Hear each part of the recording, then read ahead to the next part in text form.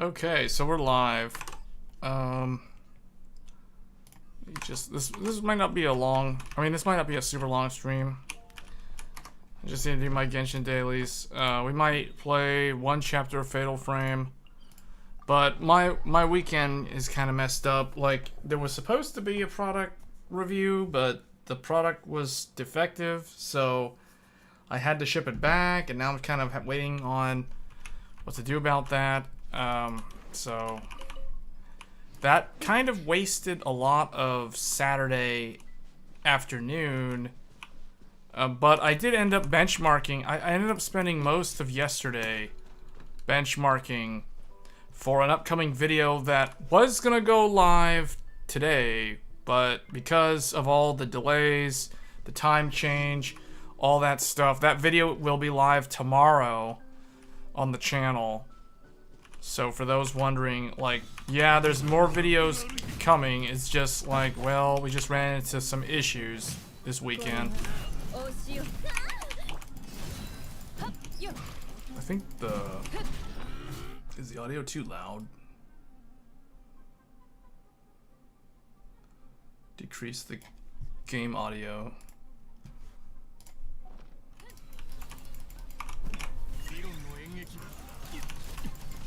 I just realized this is kind of a burn build.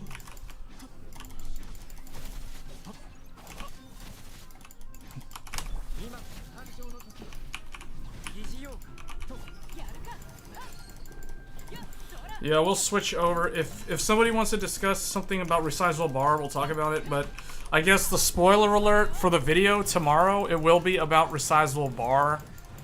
And smart access memory. I've been wanting to do a video showing that for a while to see is it worth using and what you can expect in terms of the performance uplift when you have one of the higher end enthusiast class graphics cards, what that performance change looks like. Hey Joey, good evening.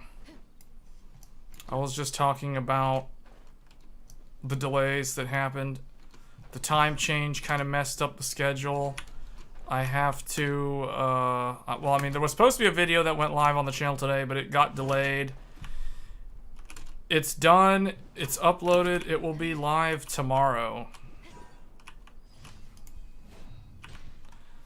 So, we might talk about some of the stuff that you can expect to see in that video tomorrow here in a little bit.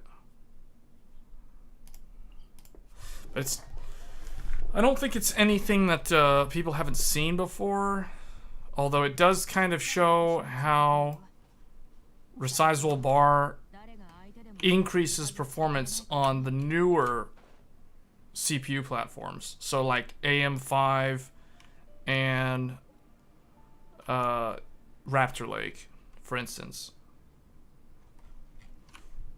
I don't know why I teleported so far away from the destination. It was a bad choice.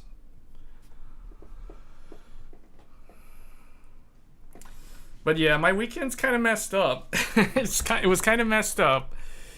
And then I had a bunch of stuff I had to do, like not YouTube related and not really work related either. Unless YouTube's considered like a second job. And sometimes, I don't know, depending on the type of video that I work on, sometimes YouTube can feel like a second job with all the benchmarking and a lot of like Excel, having to use Microsoft Excel to organize the data into bar charts for the viewers to interpret the data. So yeah, there was a lot of that. Like I spent a lot of today doing Excel, like getting all the data sorted and presentable, and then yeah, a lot of that. And then yesterday was literally just a bunch of benchmarking.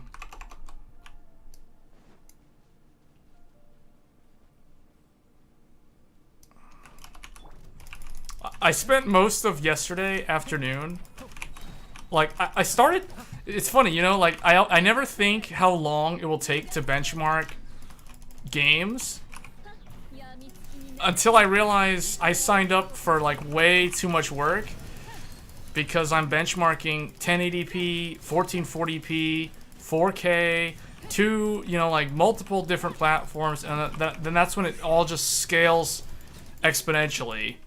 Because it's like as soon as you add one more game or you add one more piece of hardware, the amount of extra work, you literally like double and triple your workload just from making like one change.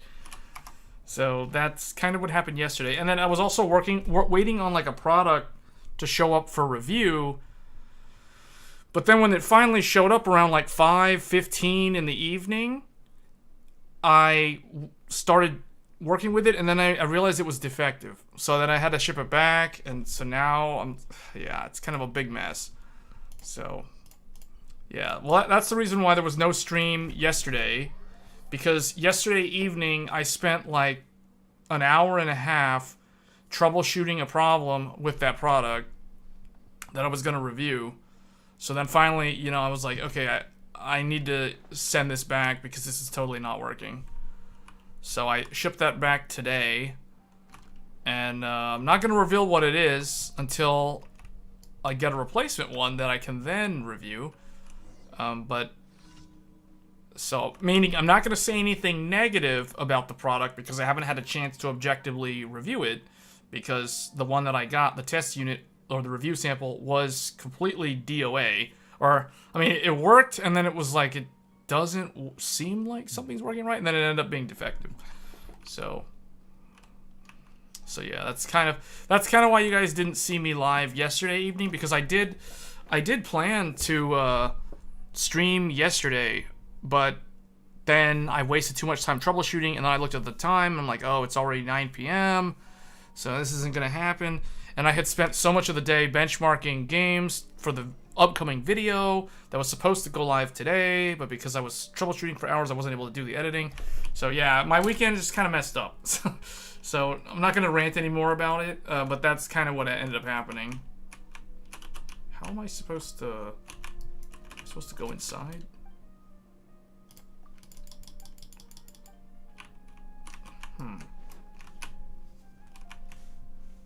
I guess it's...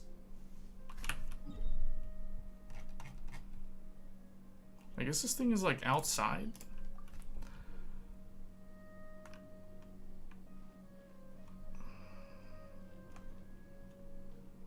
Let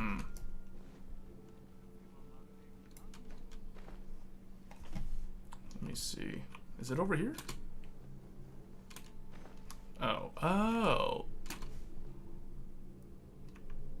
Look for what? I should have read that dialogue. I did not read any of that dialogue. What am I supposed to do?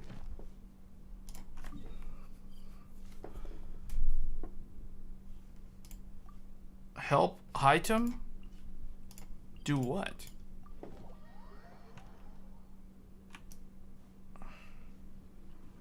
After days of research, you finally decided on getting the Sony FX30 for recording some technical comparison videos and benchmarks?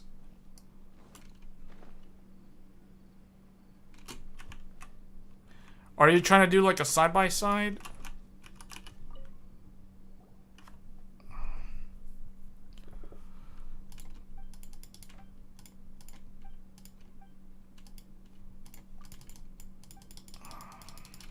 I think I've done this before. I think most of these quests, these dailies that I have to do in Sumeru, I'm pretty sure I've done almost all of these. So that's why I kind of just skipped through all the dialogue. You can appreciate firsthand all the working hours. Yeah, it's... I never thought I would do... like, I knew it was a lot of work. I just didn't know how much work it would be. Like, I had no idea. That's the reason why, like, when you see a video from, like, Hardware Unboxed, where it's, like, 50...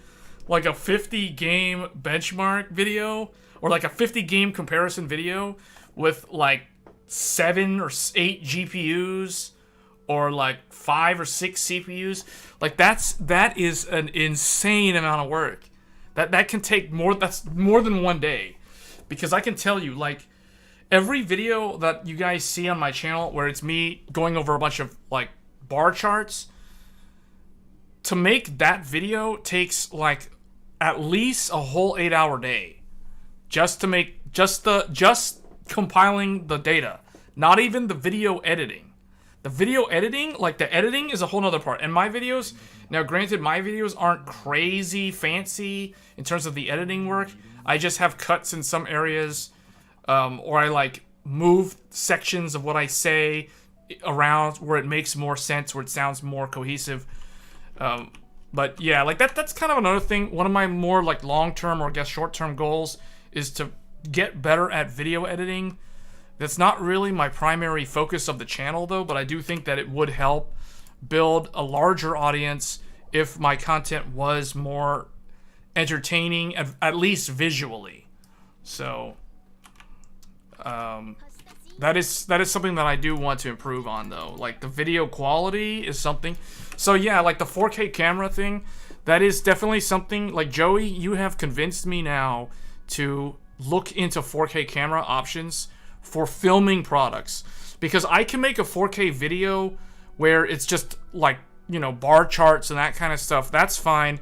But like if for example, if I'm doing an unboxing video and a review video of something like a processor, graphics card, motherboard, whatever, keyboard, whatever, I need a 4K camera if I want the B-roll and the footage and all that stuff to look better. Because right now I'm limited to my old 1080p camera from like 11, 12 years ago. So my old hard drive based Sony XR160. You spent more than a complete day performing various benchmarks on 2 NVMe drives. Yeah, it's a lot. Sony FX30. I remember those really small 4K cameras.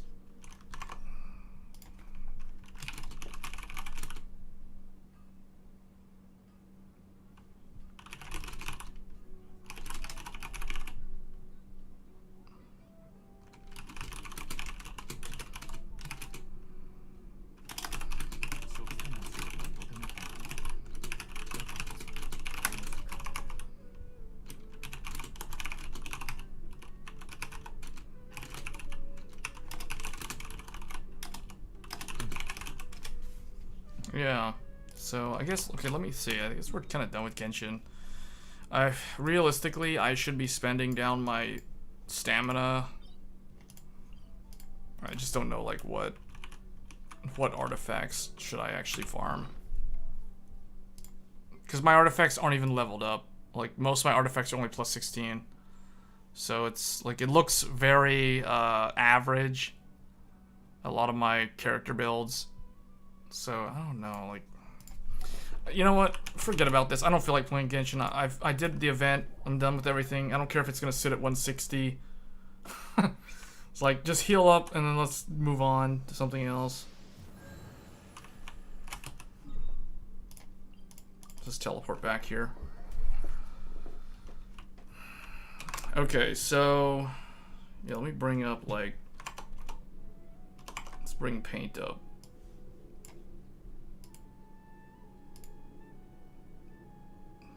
Yeah, so I want to talk a little bit about Resizable BAR, because I think this is something that is going to be talked about on my channel in a future video very soon.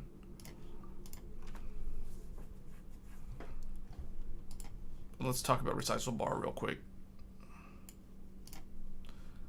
Don't want to spend too much time talking about it, but you were leaning toward a specific Canon. Oh, actually, you know, we can probably talk about cameras. We can actually talk about cameras. I don't know if I'm going to be able to buy one soon, but at least... Hold on, let's close all these tabs out. All these motherboard tabs from the last stream. It's okay, you said Sony FX30? Okay.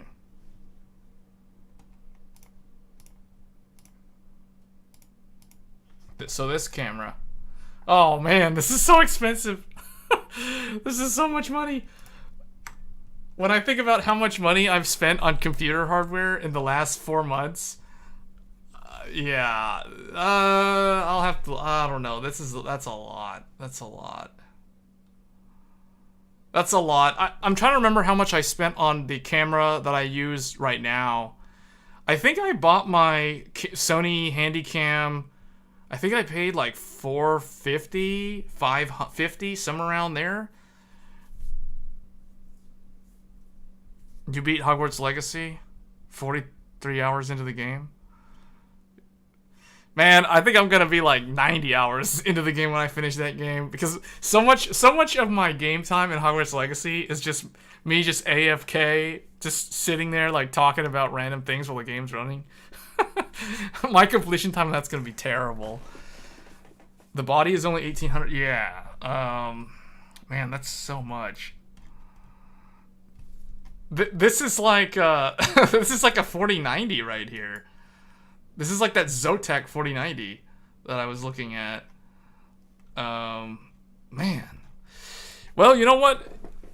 To build a YouTube channel, this is more important than an RTX 4090. Let's put it that way. This thing is more valuable to a YouTube channel than an RTX 4090 will ever hope to be. So I'm gonna have to do some research, but man, this is fancy. The thing though that I really need, you know what I was thinking about? Taking feedback from viewers on some of my videos where like my PC build videos. My PC build videos, the static angle where I film the motherboard is fine. But it's like whenever I am like, you know, like if I'm showing a product and it's like the camera's panning around it, it's not really stable. It's like moving around. That's the kind of thing I need, like whatever people use to film B-roll, like a handle or some like bar where you can slide the camera across to get that B-roll, where it's very stable. That's the sort of thing that I need if I was gonna start filming fancy B-roll and using a bunch of doing things with lighting to make the video look really good. Because you know who I admire when it comes to B-roll? Hardware Canucks and Optimum Tech. Like Optimum Tech does a lot of nice things with lighting in his videos, and Hardware Canucks also does some interesting things with lighting. And Hardware Unbox also, like, they have very good stock footage when it comes to like when they're talking about the product, and then they show B-roll of, like, for example, the 13900K, and you see it like floating because it's on the glass of a side panel of a computer case, and they're like panning the camera over it, and it's like it looks like it's floating in midair, you know, with like the fans in the PC behind it blurred with the RGB, like stuff like that. That looks really good. Like that's the kind of B-roll that I admire, like for filming product reviews. I could do that with my camera, but I can't do it. Like, I don't have, like, the stabilizer bars or whatever, those handle things, those rails that they use to pan around the shot. Like, I don't have any of that stuff. And that's kind of the reason why anytime I try to do B-roll, it always comes out very janky and it never really looks that good. That, and I also don't have a lot of lighting. It's like, I don't have any fancy lighting sets, and that's the other thing, too. So I'd have to get, like, probably 2 or 3 lights, like photography type lighting, that kind of stuff, because that can make or break the video. Like that can bring the quality up to a whole nother level. Like the lighting, just the lighting itself. Like the camera, even if I just keep using my 1080p camera, like just with a bunch of really nice lighting, the footage can look a lot better. Because I remember I have gotten like feedback from viewers saying, you know, your lighting is kind of dark in some shots, or it could be better and it would look clearer. So yeah, those are the sort of things. That's really good feedback. That's constructive feedback.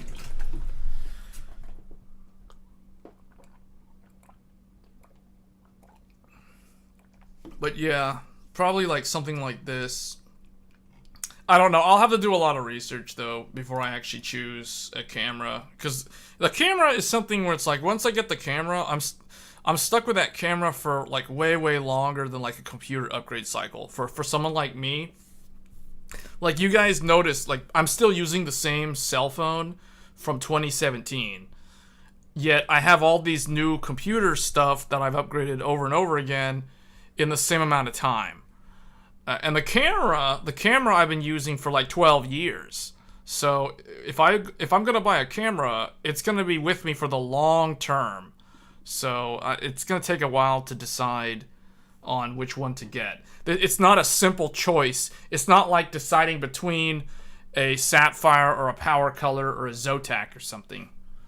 You know what I'm saying? It's not like an AIB graphics card. This thing is a more important choice than an AIB graphics card.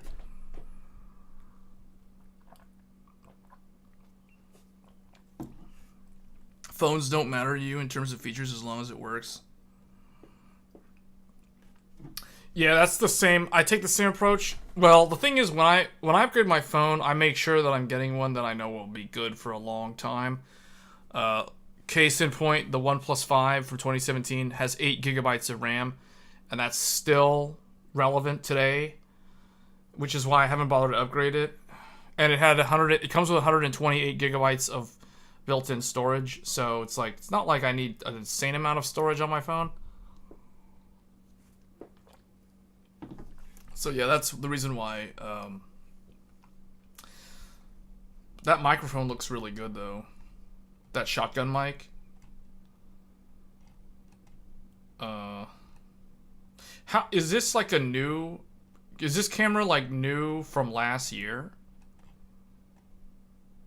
I also want one that has really good battery life. The camera that I have right now, the battery is so old, it doesn't last long. So every time I film videos for YouTube, I always have to have the power cord plugged in. Like the battery will only last like 15 minutes. Or I don't know, maybe longer than that. But it's like if you're doing a 1080p 60 FPS shoot, it's going to burn the battery really fast. Recently released. So it can do 4K 60, right? Okay. It can do... I don't even know what XAVC is. AVC is basically H.264. 4K 60. 1080p 60. I just need it to do 4K 60. I honestly don't care about 4K 120. It supports 4K 120. That's cool. I mean, I'm never going to use that. The problem with 4K 120 is that will eat up the storage space so fast. So, like, here it gives you metrics for recording. So, for 4K 60, you can record on 128 gigs, 25 minutes. 25 minutes, 4K 60. That's not very long. And that's 160 gigabytes. So that means if you're recording in 4K 120, that's like half of this. Oh, that's for slow motion? See, okay. Oh, is that what the SI is? Because, see, I don't even know. I don't even know what this stuff means. S and I? S that. Oh, here it is.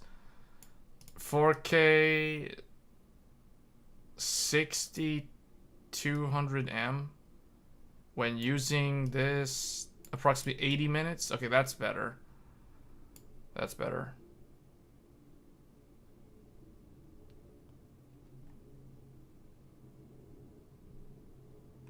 Recording format for the audio. For proxy video. Oh, here we go. It's got to have HEVC. Okay, it's got HEVC. 10-bit. That's nice. That's only 1080p. The 4K 120 is slow-mo? Why is higher FPS slow motion though? Wouldn't it be a lower frame rate for slow motion? MPEG AVC 720p 6, yeah. Here's the shutter speed. Yeah, I don't know. I'm gonna have to do a lot of research on this. When I think about my content, though, like, my YouTube channel is in a weird spot. It's like, I can't decide if I should just make videos like the typical benchmark videos. Like the Forspoken and the Hogwarts videos that I did. But I don't think I want to do that for Wolong and these newer games, because Wolong isn't really that hard to run. I mean, it is, but it's not as hard as like Hogwarts Legacy or Forspoken.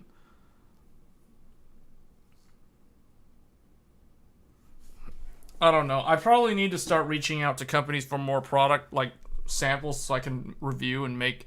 That'll give me good practice on reviewing products because I kind of think that that's what I should try doing more of.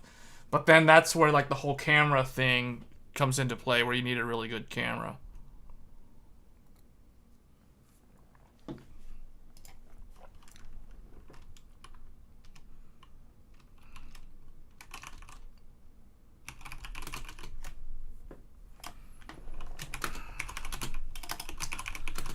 So I'll have to, yeah, I'll have to look into this.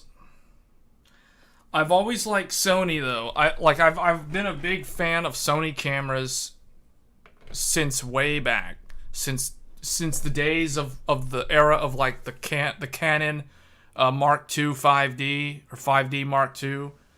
Like back when everybody was saying that that was the best camera ever, that $3,000 Canon full frame, you know, Mark II, and then it became Mark III, and then whatever the Nikon one was.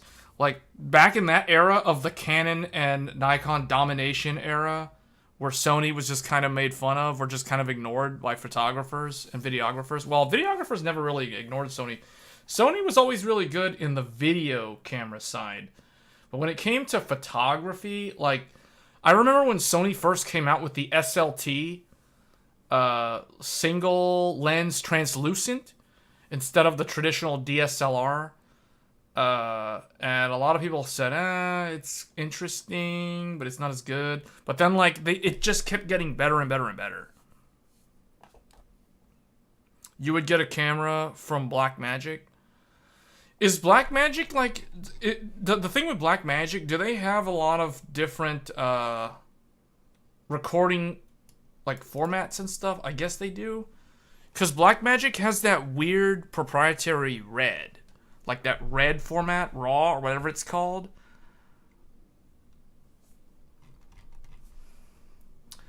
I don't know. I'll have to do a lot of research on this because this is like another topic for me in terms of like how to improve the YouTube channel quality of videos. So I'll have to look at like what Sony has, what Canon has, what Blackmagic has, what Olympus has. Nikon, assuming they're still around. I haven't heard about them in a long time. There's so many of them. I think Fuji, Fujitsu, you know, like there's a bunch of them. I don't know.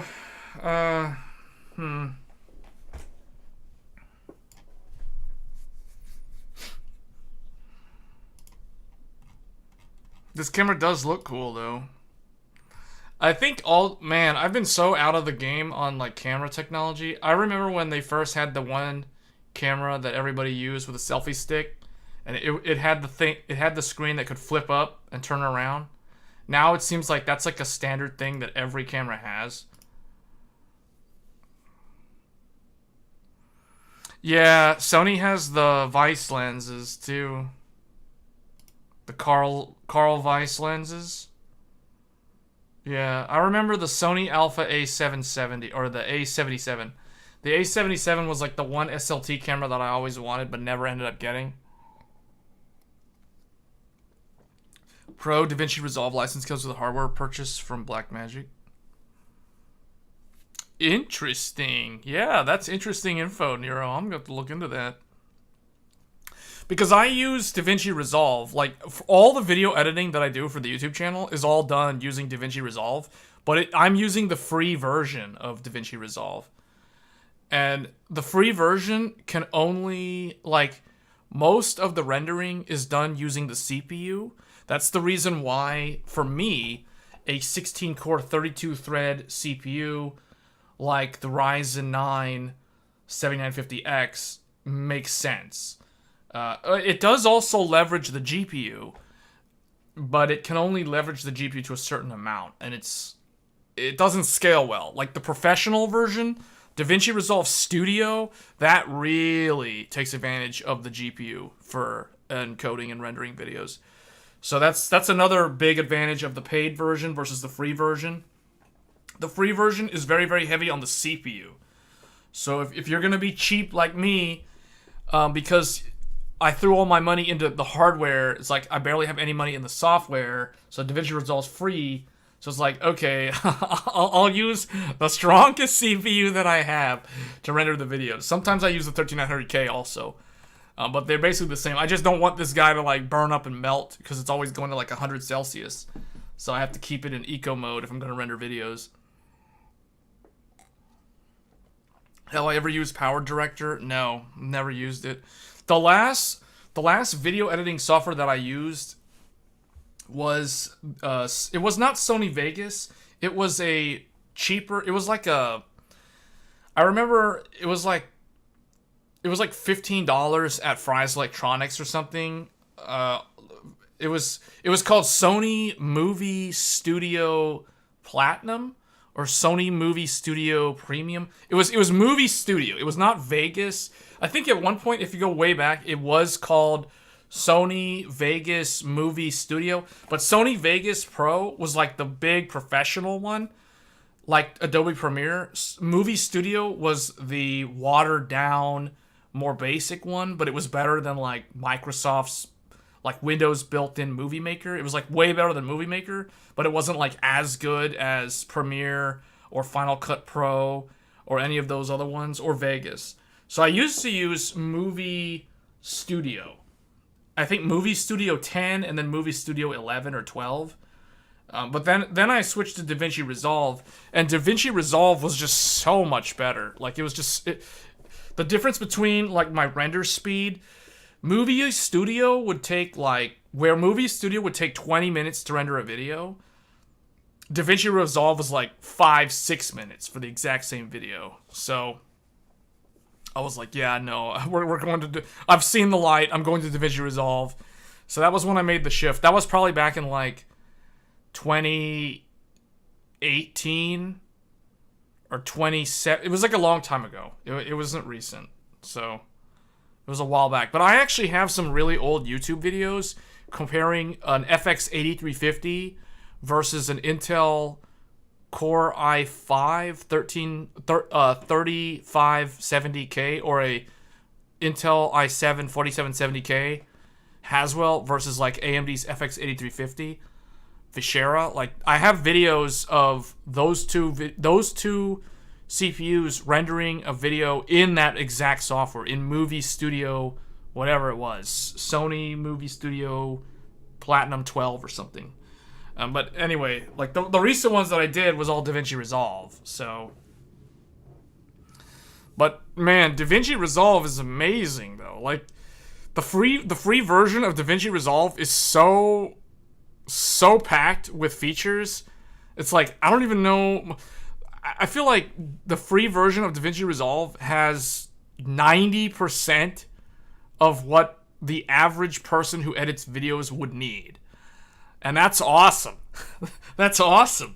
Like, I'm just thinking, like, when I first started using DaVinci Resolve, I'm like, these guys are going to destroy Adobe Premiere. Like, they're going to lose so much market share. This is free, and it's, like, so good. And then it just got better and better.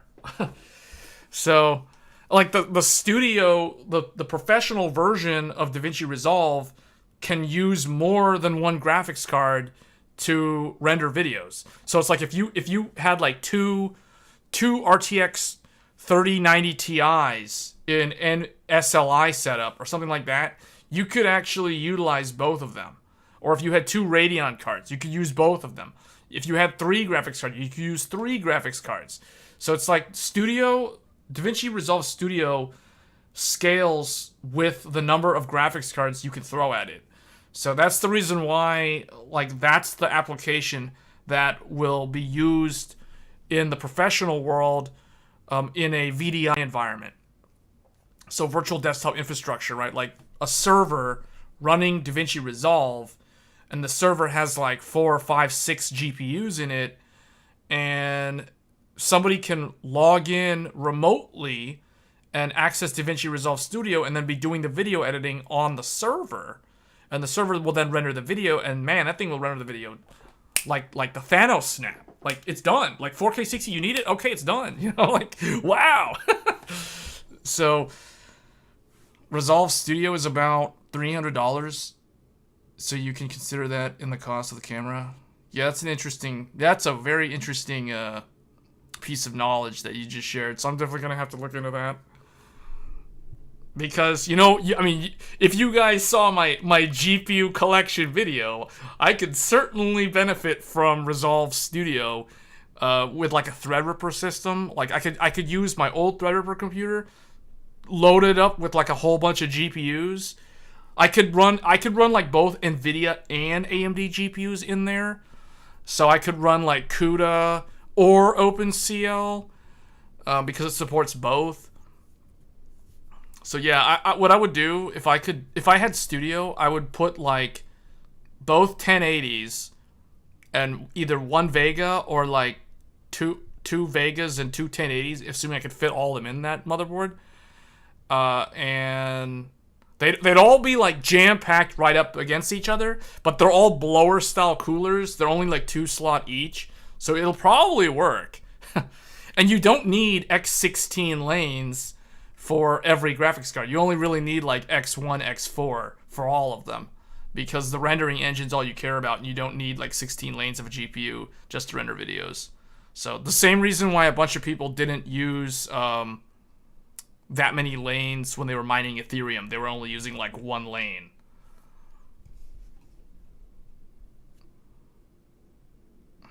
Yeah, DaVinci Resolve is very good though. Just in general. And the more I experiment like video editing, it's all done in DaVinci Resolve. So that's the one application that I'm learning. Like that's the only one now in recent years that I've done all my video editing in.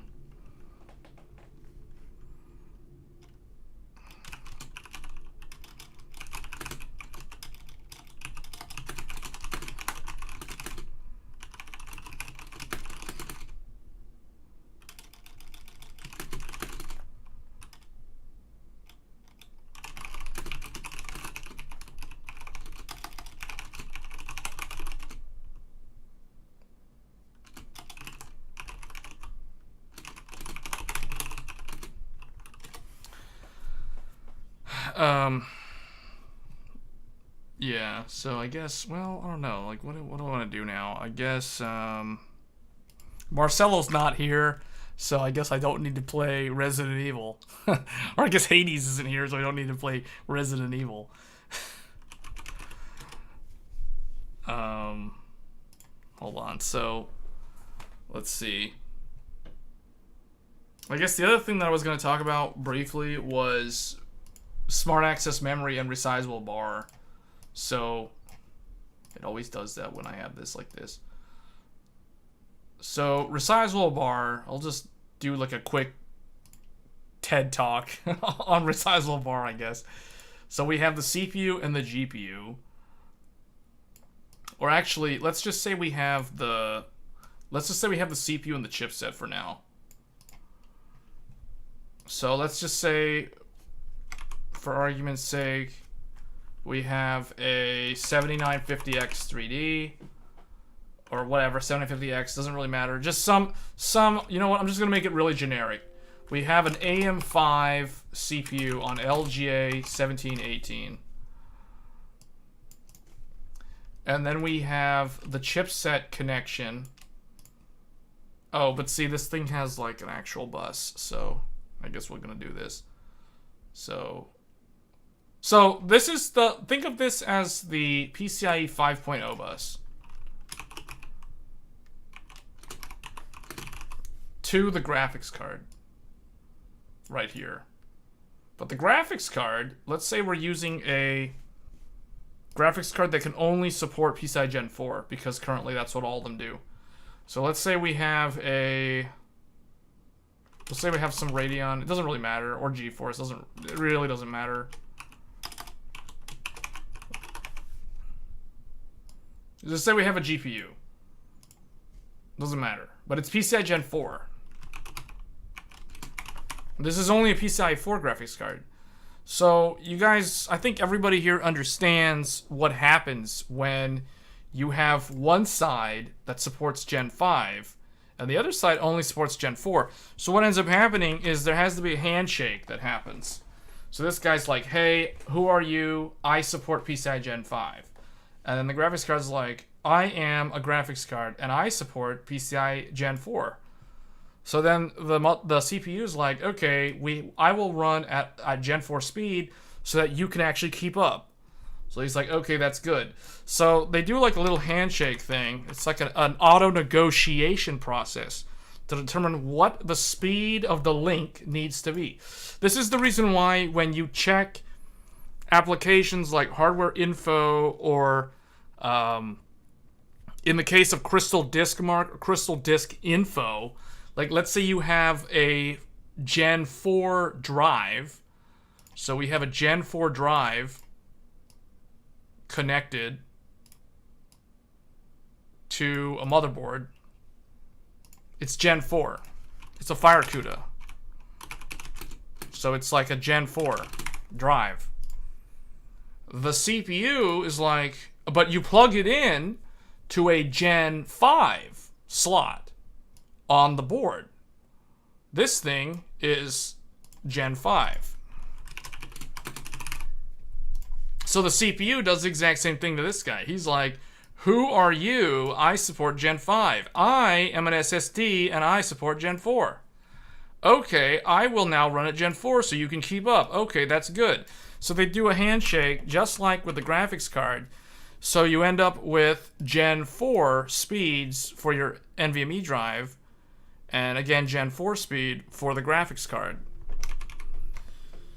So it's always going to run at the lowest common denominator. So the slowest speed will always win.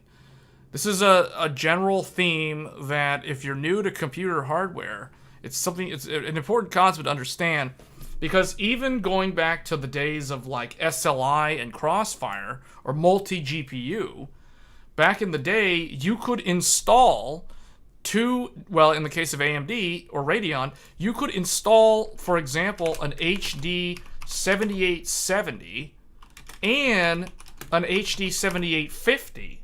You could install these two graphics cards in a motherboard, and they would both run in Crossfire or multi-GPU. But because the cut-down model is a little bit slower than the fully enabled chip, they would run as if they were both 7850s. So that's just another concept. So it's always the lowest common denominator always wins.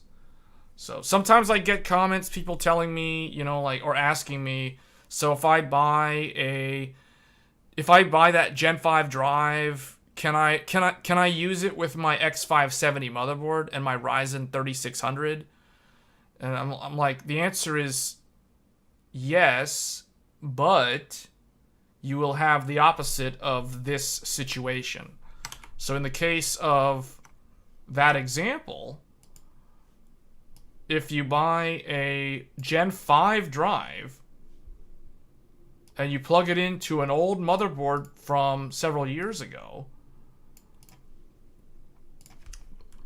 the drive itself, the inland TD510, which is Gen 5, you plug this into an old motherboard, like let's say an X370, X470, or even an X570.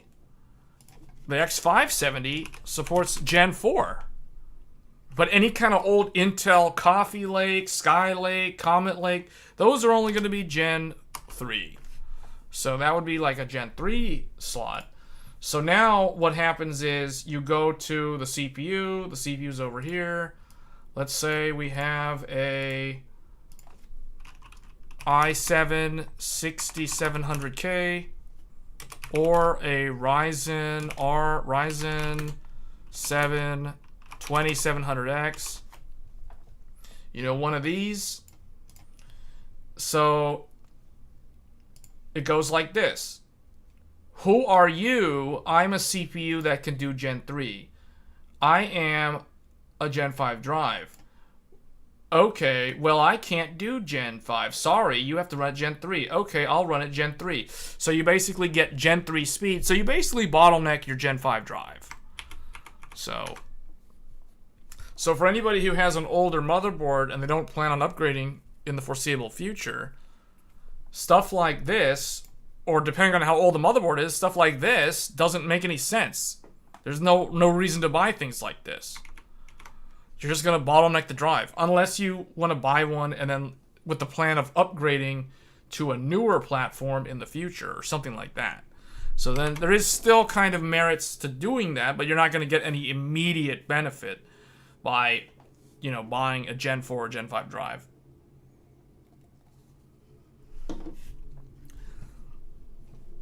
So that's the concept of the lowest common denominator. So now let's talk about resizable bar and what that actually is. So with resizable bar, this works on GeForce and Radeon. Although Radeon was first, we do have to give credit where credit's due. AMD started this with something called Smart Access Memory back in 2020. People call this SAM. Well, this is essentially AMD's their own implementation of enabling resizable bar at the driver level. That's all it is. But at its core, it is nothing more than resizable bar. Like, literally all it is resizable bar. The Smart Access Memory piece of this is literally just the driver taking advantage of the PCIe feature. So what is resizable bar? Does anybody know what resizable bar is? Like where it came from? Probably not. I'd be surprised if people actually know, like, in depth what this thing is. So, resizable bar stands for, well, the bar part stands for base address range. So it is the base address range. So when we're talking about memory, usually when you're talking about registers or memory or NAND flash or volatile memory or even non-volatile memory, there is an address range. Every piece of memory that can contain data in digital format, meaning ones or zeros, if we're talking binary, has to have a memory address associated with that block of memory. So if I have a whole bunch of memory addresses, I don't know why that always like draws like a little line there, that's super annoying.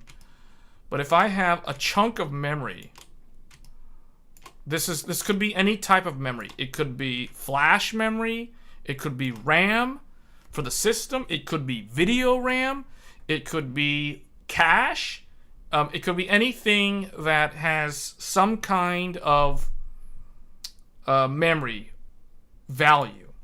So this could be like a 1 or a 0 or a 1 or a 0.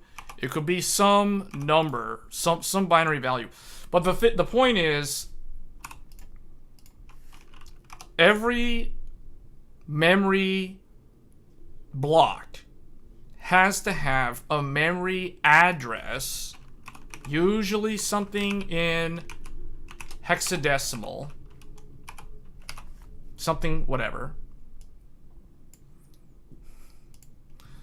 associated with that piece of memory. So this is kind of like a memory address, usually expressed in hexadecimal, but it could also be in binary.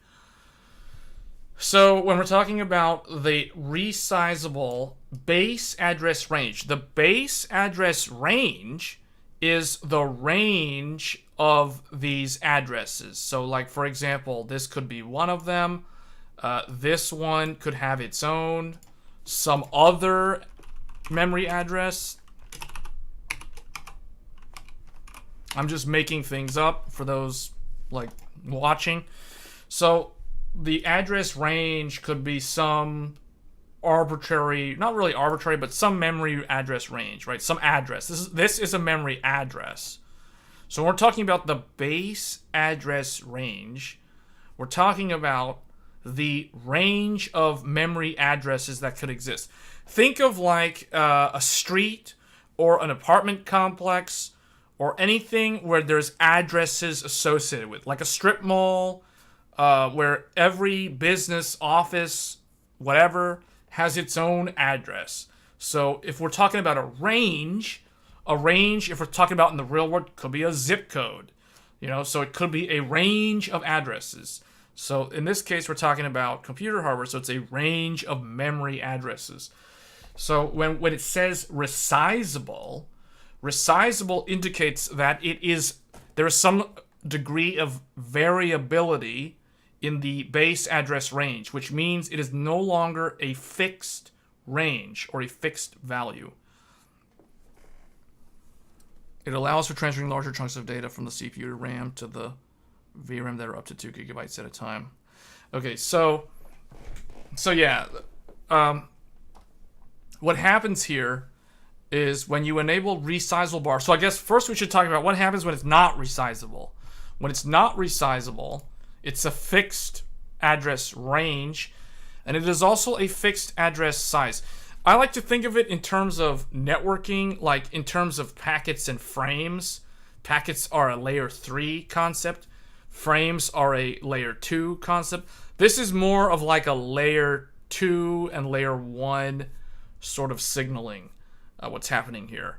So, because when we're talking about binary digits like this, transferring of zeros and ones, that's typically layer 1. But when we're talking about the size of what you are transmitting and receiving, that is now more of like a frame, like a datagram. Well, that's more like a layer 2 thing. And that's essentially what happens with PCIe. Because what this is, what resizable bar and what the base address range feature set is, it is a technology that belongs to PCI Express. This is a technology that belongs to PCI Express. This does not belong to a CPU. This does not belong to a graphics card. It does not belong to AMD. It does not belong to NVIDIA. It belongs to PCI Express. It is a PCI Express feature set and technology that has existed for a long time. It's been around for actually a long time, probably like a decade. But none of the graphics vendors decided to use it until AMD was like, hey, let's just turn it on in the driver, aka let's turn on smart access memory and see what happens. So that's where it all started. But essentially, it is a feature set within PCI Express to allow variable sizes of datagrams or traffic across the PCI Express bus from the CPU to some PCI Express-based device, meaning it does not have to be a graphics card. It could be a capture card. It could be, like anything, like a Intel Octane drive or an NVMe drive. Those sort of, you turn resizable bar on, and if there is something in the firmware of the connected device that can work with variable lengths of address ranges, then it will just work the way it's expected. So when you do not have resizable bar, what happens is every time the CPU sends data downstream to the PCI Express device, in this case, in this example, we're talking about a graphics card, but it could be anything, it will send in a fixed size, up to 256 megabytes for every datagram that it wants to send to the graphics card. All the data is in a fixed size of no more than 256 megabytes. This is the address range, the addressable range that it is limited to, so it cannot exceed like sending more than like 256 megabytes of data, because it is only addressing 256 megabytes of data on the memory infrastructure of the graphics card. So in this case, think of it like if it wants to load textures or data into VRAM, it can only do it 256 megabytes at a time at the fastest speed across that PCI Express bus. So when you turn on Resizable BAR, there are two things that you need to enable in the BIOS. The first one is something called above 4G decoding. Then the second one is Resizable BAR, rebar enabled. So these are like the two settings.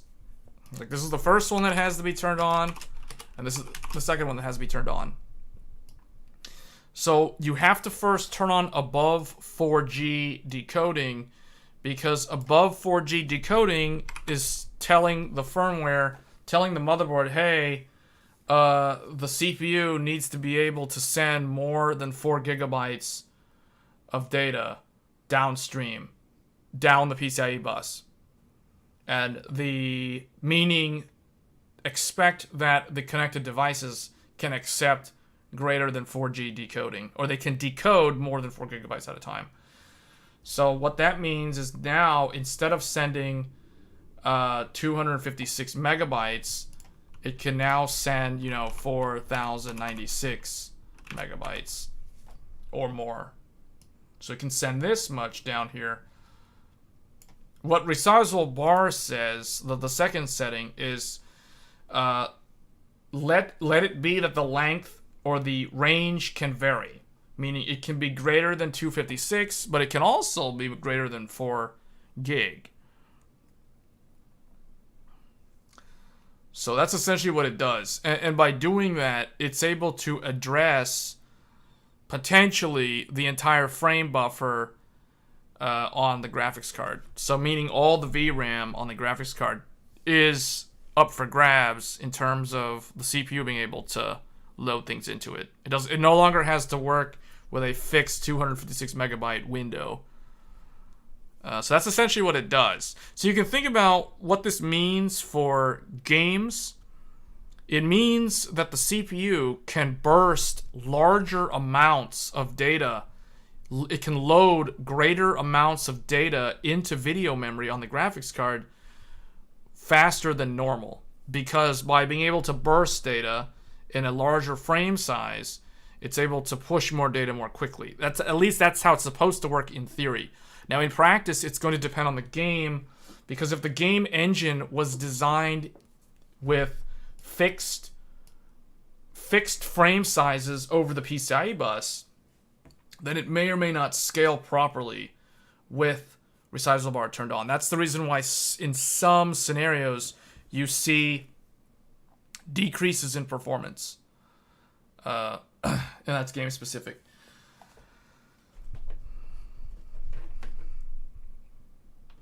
So yeah, this is kind of a preview of the video that's going to be uploaded on the channel. Well, it will be publicly viewable on the YouTube channel tomorrow. So this is kind of what I was working on this weekend. So I tested a bunch of games. I tested 2 different CPUs. And I did like a whole run of Resizable BAR off, so baseline, and then Resizable BAR on, and then to see what it does.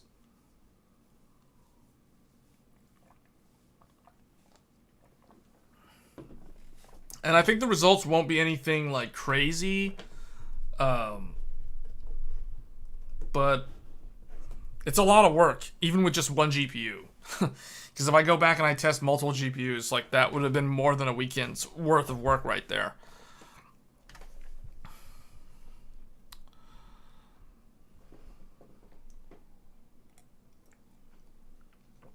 But anyway, that's going to be Resizable BAR and how it works. Because I feel like there's not a whole lot of knowledge on this, or there's not a lot of discussion on how it actually works and what it is. Because it's a lot like networking, to be honest. It's a lot like switching on like on the network side, like a network switch, how packets and frames are traveling downstream and upstream on your downlinks and your uplinks. Resizable BAR is very, very similar to something called what do they call it? Jumbo frames in layer 2. So in the layer 2 world, there's something called an MTU, a maximum transmittable unit, and the size can either be fixed or it can be what we call jumbo frames, which is basically like resizable bar. It can go beyond the standard frame size. Standard frame size is typically like 1,500, but jumbo could be like close to 10,000. So it's like 9,800 something, or it's over 9,000 basically. So I've always thought like resizable bar is a lot like jumbo frames and burst frames on the network side. The technology is kind of similar. Interestingly enough, like PCI Express, the way it works is actually a lot like a layer 2 switch, which is very different from... It makes a lot more sense if you've been building computers for a long time and you remember how computers worked in the era of AGP and old school PCI, like not PCI Express. I'm talking like PCI, like just PCI, no Express, just regular PCI. Like back in those days where everything was serial, like that was very, very different. PCI Express was more like a layer 2 switch sending actual frames. You know, they used to be fixed, but then they added resizable bar and they added above 4G decoding, and then now you got like higher amounts of data going across the bus. And this was ultimately made possible because of increased PCI Express generations. Increased throughput is what made these things a reality, because you couldn't do things like this in like first generation PCI Express. 8046 or 80, you mean 8086?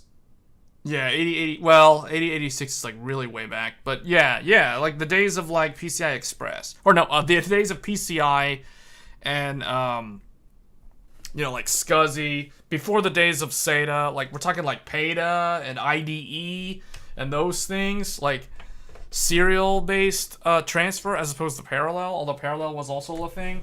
So, you know, like those are the sort of protocols in the computer world that were different. And what's funny is like, well, not funny, but like what's interesting is a lot of the networking stuff is somewhat derivative of the electrical signaling for computer hardware. Although, like, I would say the networking side, the telecommunications side, has gotten a lot more complex over the last maybe like 15, 20 years compared to the computer, like just the client or server side. So interesting stuff. It's funny. It makes me think, you know, like there's all these different things, but at the end of the day, it makes you realize it's a small world. Like all this stuff just kind of built on top of it, on top of like previous generation technology. It makes me think, you know, someone who's starting out in technology now, like the amount of stuff that they have to learn to understand like the big picture is so much more than it was like 10, 15, 20 years ago. So, especially on the network side. On the computing side, yeah, it's nice to know like AGP was a thing and PCI was a thing. But if someone's starting out today, they just really need to know PCI Express and how it works. Like, they don't really need to know the ins and outs of AGP and all these legacy technologies that don't even really exist anymore, like these ancient dinosaur protocols from a long time ago. But I always think it's nice to know the history just because it gives you a better appreciation for how things have progressed over time.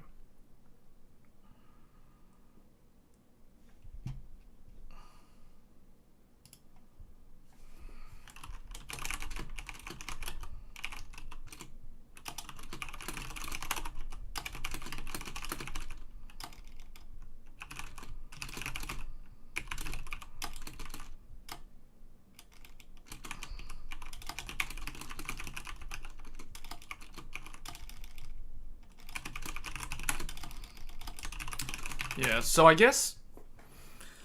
Does anybody have any questions about any of this stuff? I'm just, like, taking some notes here for, like, a future video. Because I might want to go deeper on some of the old, like, the computer history stuff.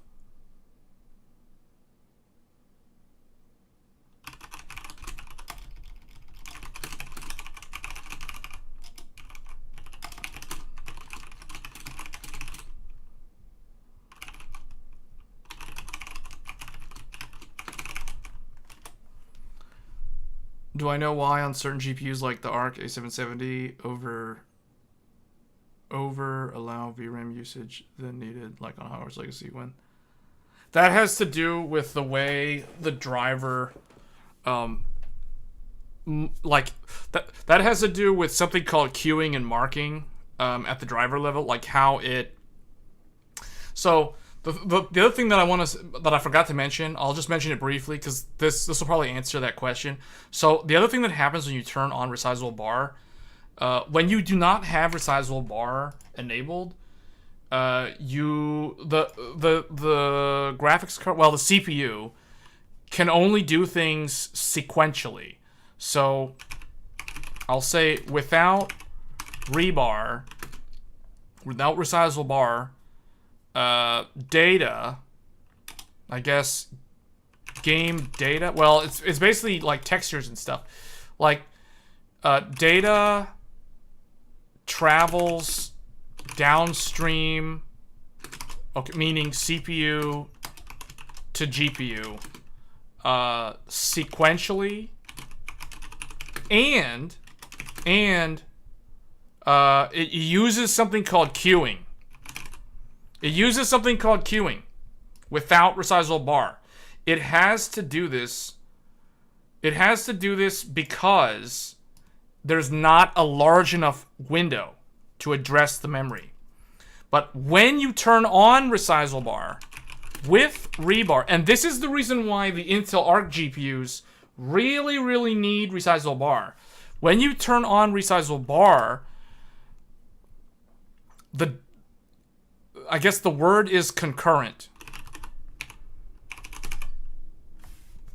With Resizable BAR, data,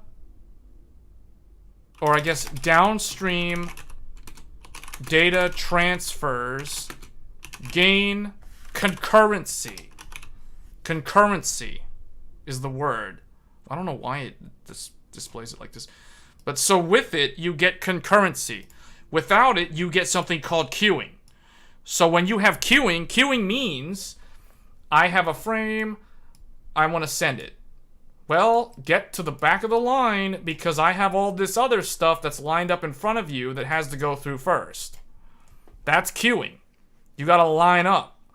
Reform the line. Like in Lord of the Rings, Return of the King. When Theoden King was like, reform the line, the war elephants are coming. So you got to queue up. Everyone has to line up one by one. When you have Resizable BAR, you get concurrency, which means you can have, the CPU can have parallel queues. And notice how I'm drawing these differently because you have variable block sizes.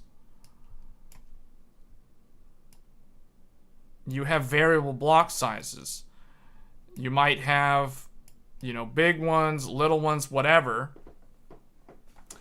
So without it, you get queuing.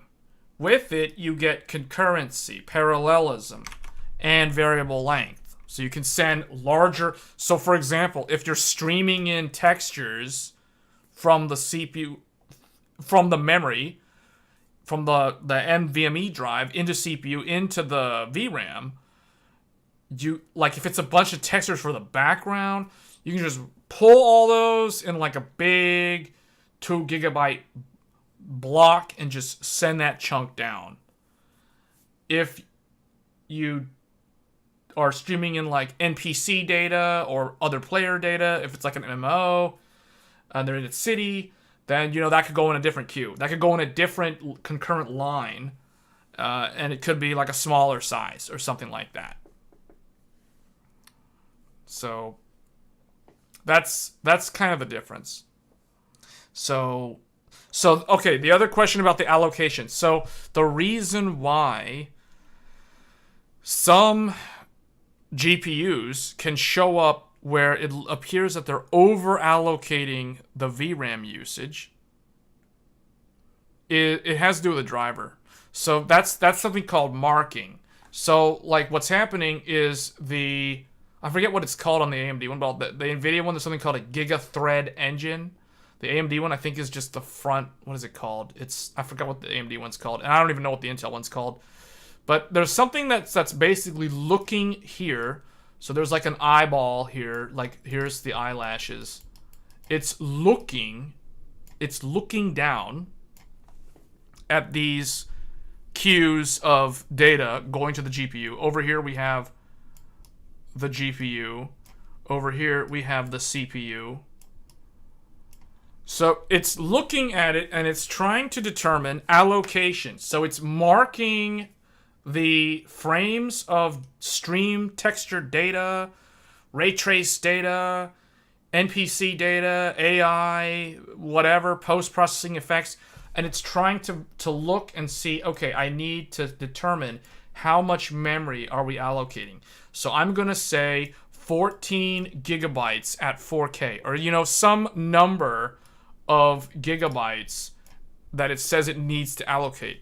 So it depends on the driver. So if the driver allows over allocation of the total frame buffer, it can do that. But remember, this is an estimated number from the whatever that thing is. Now I kind of want to go and look at what it's called on the AMD one. But the NVIDIA one is something called the Giga Thread Engine. The AMD one is whatever the front end is that on the GPU that receives the data for scheduling. And I should know this because AMD has a hardware scheduler that does all of this, whereas NVIDIA doesn't actually have one anymore. So that's the reason why...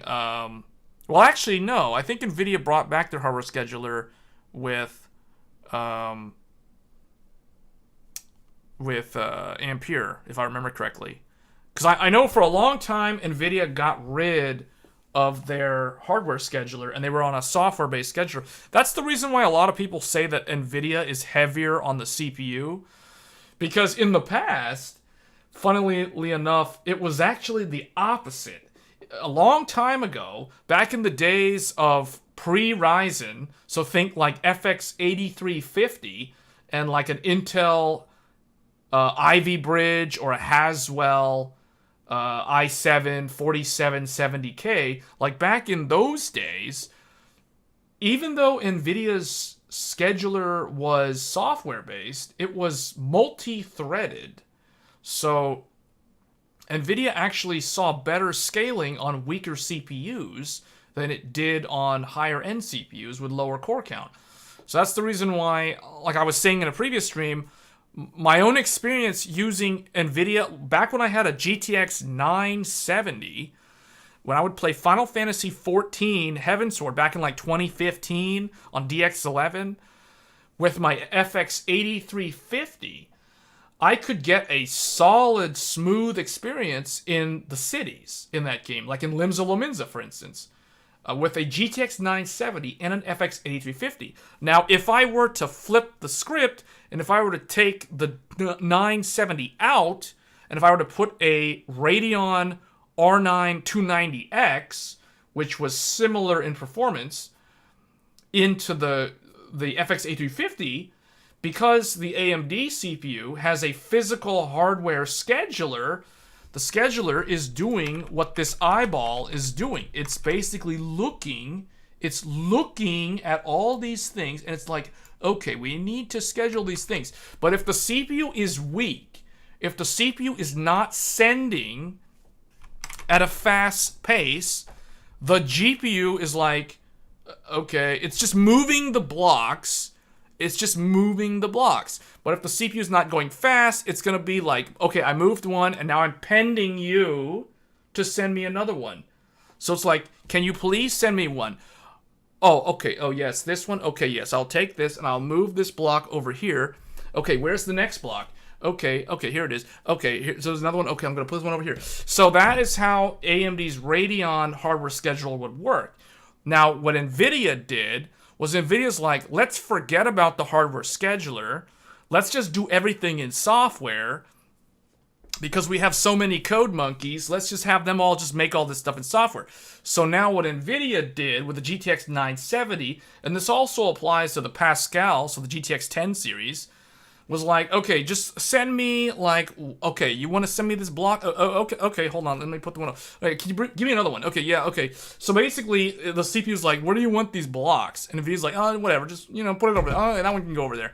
So basically, what NVIDIA did with their software scheduler is they could allow different queues of data to arrive at the GPU and be processed, you know, in parallel.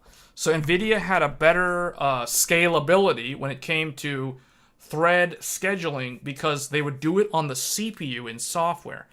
So if the CPU was slow, for example, an FX 8350, which didn't have very strong single-thread performance, but it was pretty good at multi-thread performance, similar to an i7.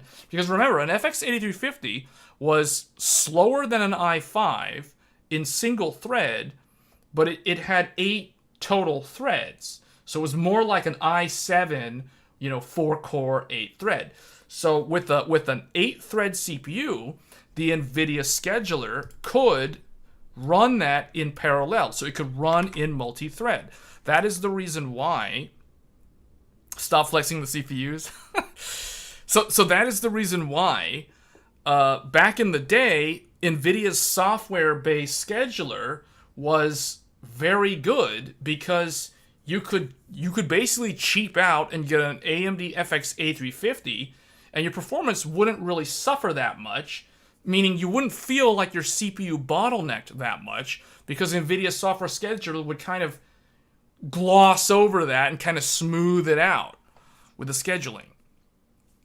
Whereas with AMD, with the Radeon, it had a hardware scheduler that was looking at the CPU and was like, hey, when are you gonna send me the data? Bring me the data. Okay, bring me the data. But if the CPU is slow, it's like, where is it? Give me more data. So I'm just waiting here, and so basically the Radeon GPU would waste cycles doing nothing because the CPU was slow to bring the data.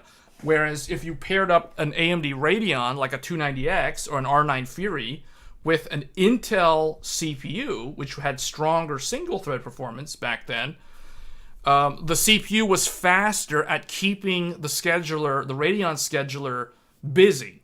So that's the reason why in the past, you know, Radeon plus Intel, and then if you were on NVIDIA, it didn't really matter. You could go Intel, you could go AMD FX 8350, and you would still get decent experience regardless of which one.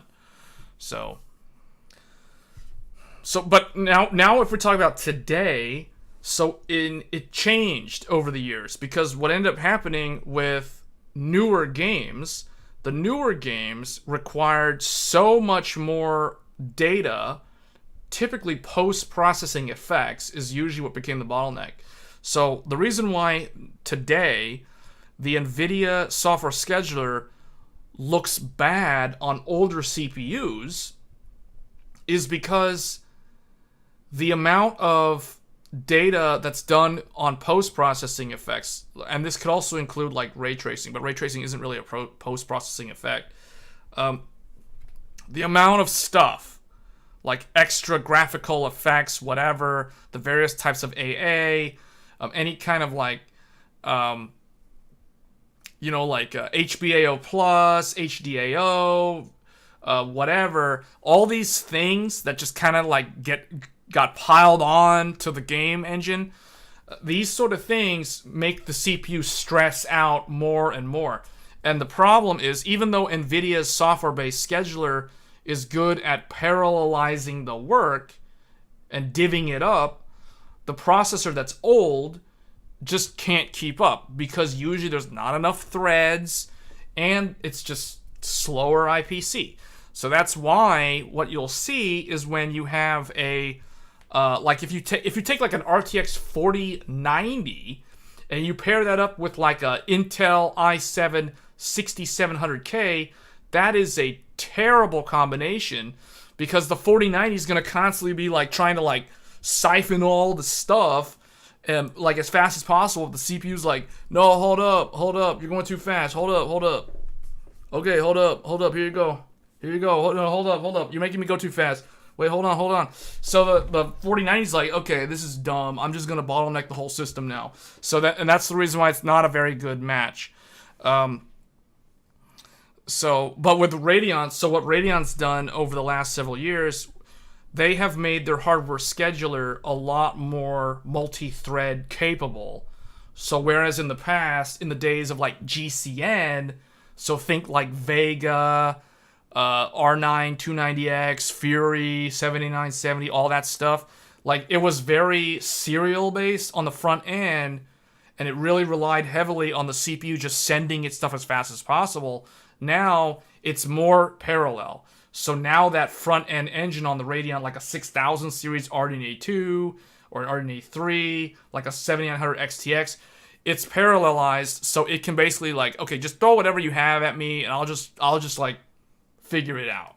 So that's the reason why if you look at games like Modern Warfare 2, and you pair it up with like some old CPU from like 5 or 6 years ago, the bottleneck doesn't look that bad. So hold on. So where are we at? There's a bunch of random comments. A short about vampire tap connections showed up for me the other day. Can't imagine dealing with that. What? Okay, do you know why on certain okay, we answered that. It's using 1 GB of system RAM as VRAM.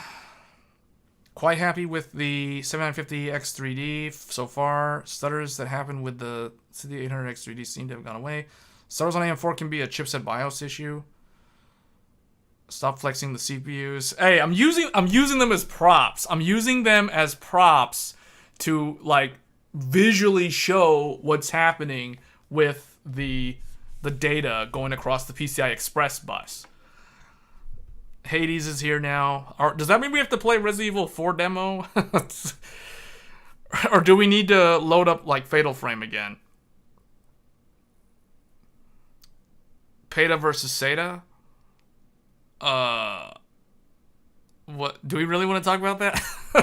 I didn't want to talk too much about the old technology, but basically what I have found interesting after like dealing with hardware for like a decade now in the PC DIY space, the script has basically flipped, or the tables have turned. It used to be that NVIDIA's software-based scheduler was better with weak CPUs, and AMD's hardware-based scheduler was only good with very strong CPUs. Now we're seeing the opposite effect. Now we're seeing really old CPUs are less of a bottleneck, and the performance doesn't suffer as much with the Radeon GPUs, as long as you have a modern Radeon GPU, not some old like Vega 64, because that's not going to cut it. Doesn't the RX 7000 series have some AI accelerators attached to the scheduler, or is it for FSR3 upscaling only? I don't know if they're using the accelerators for scheduling. I think the scheduler is just its own block that is much more highly multi-threaded than it was in previous generations. So I don't think the AI accelerators have anything to do with the scheduler. Does PCI Gen 3 support Resizable BAR? As far as I know, it can, but it's going to depend a lot on whether or not the motherboard manufacturer enabled it in the BIOS. I think it can support it, though, because there isn't really anything in PCI Gen 3 that says you can't do these two things. The scaling won't be as good, meaning if you have a Gen 4... if you have a Gen 4 and you turn Resizable BAR on, you're going to see a higher amount of performance increase than if you have like a Gen 3, for instance. But this is the other reason why, as far as I know, like Pascal, so GTX 10 series from NVIDIA, I don't even think those support Resizable BAR. Does anybody know that? Does anyone know if you can run Resizable BAR on a GTX 1080? Is that a thing? Because I mean, I have the 1080, but I know I turned on the Resizable BAR in the BIOS, but I don't know if it actually like did anything for that GPU, because I don't know if the GPU, because the thing is, not only does it require that you turn these things on, it also requires that the driver, the NVIDIA GeForce driver, has to allow the variable length window frame size for the VRAM buffer. It needs to allow it to be addressable by the CPU. It can't just be like, oh, I turn Resizable BAR on in the BIOS and I'm good. No, it doesn't work that way. The driver has to allow it. And as far as I know, NVIDIA didn't do it on anything that is PCI Gen 3. But I'm not 100% sure, because doesn't RTX 20 series have support? RTX 20 series is only PCI Gen 3. My friend got a new SSD and it won't show up in BIOS, but when he switched it to another slot, it showed up. Is Resizable BAR a must for direct storage? No, I don't think so. Well, actually, you know what? That's a good question. That's a very good question. I don't think it's required. But I think you would want to have it turned on. Because direct storage, all that means is I don't think it's required. If you have everything at a fixed 256 megabyte size, addressable window size, and you turn on direct storage, the only difference between like direct storage based versus like like with Resizable BAR on, direct storage can basically address over a larger number, whereas if you have direct storage going over a non-Resizable BAR, it's not needed, because the only difference is that you're just gonna send a whole ton of it's just gonna have a bunch of these 256 chunks going down the bus. But if you have it just going really, really fast, as fast as possible, think of it like a whole bunch of raindrops just falling down real fast, versus a giant like a fire hose just spraying water all at once, just a big old gush of water just going down. That would be more like Resizable BAR turned on versus Resizable BAR turned off. So that would be what it's like, because it makes sense, right? You cannot buy Forspoken and then not be able to play it on a system that doesn't support Resizable BAR, right? So yeah, it's totally not required. Does that mean his motherboard to what? Make sure it's not exclusive NVMe. Oh, yes. Is that an NVMe? Did your friend buy an NVMe drive, or did he buy a SATA based M.2 drive?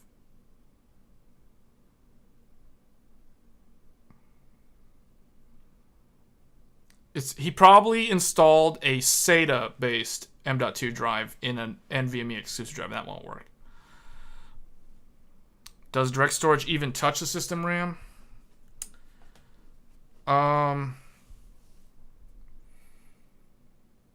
Does it touch the system RAM?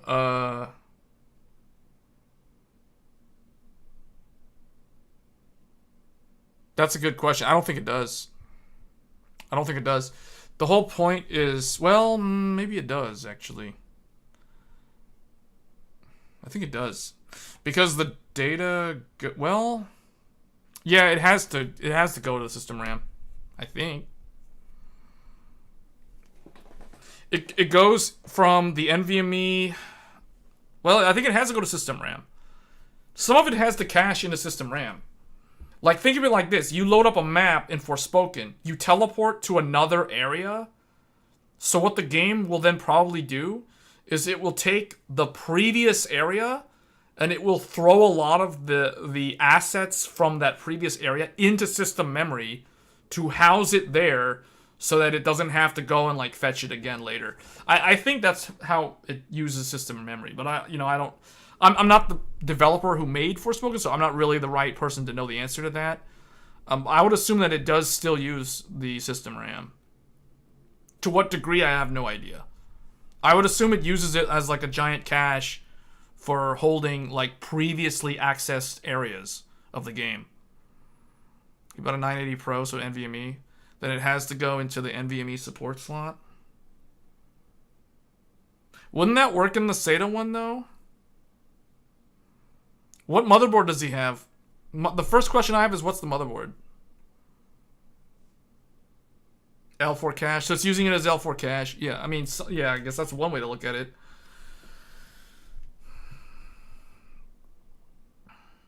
He has a B560. That's an Intel motherboard? I don't know. I have no idea. Those cheapo Intel boards, I don't know anything about them.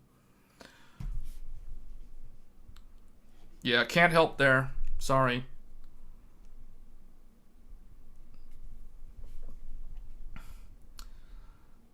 I would assume that it's something like what Nero's saying. It's something to do with, like, the M.2 doesn't support, like, the ones that are combo based, like, they support both, they only work with one. I don't know. Like, it could also be, you know what? You said B560. He probably has something plugged into a PCIe slot that shuts off that drive slot or something like that. There's some kind of resource sharing going on.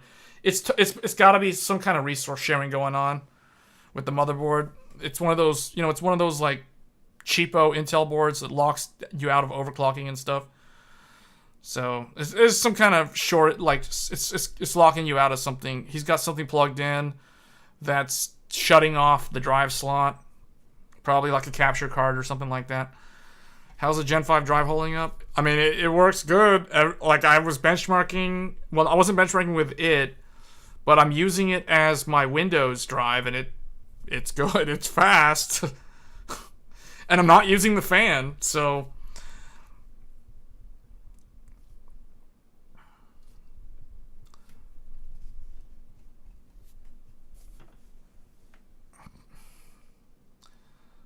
Okay, so that's basically what I wanted to talk about. Resizable BAR, all that stuff. Base address. I guess that's it. Is the 980 Pro a Gen 5 drive? No, it's a Gen 4. There is only one Gen 5 drive right now, and none of them are Samsung based. Samsung doesn't have a Gen 5 drive yet. That won't be until end of the year at the earliest. For those wondering. But guys, if you're thinking about Gen 5 drives, like, don't even bother unless you have an AM5 motherboard. Like, there's no reason to get a Gen 5 drive if you're on an older platform or if you're on an Intel platform.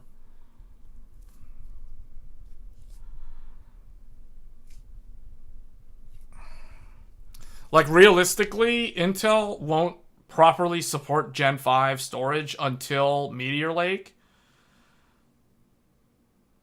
And so that basically means AM5 is the only game in town if you really are wanting to go Gen 5 on storage. And having said all of that, there's really only one option right now. And it's expensive, so...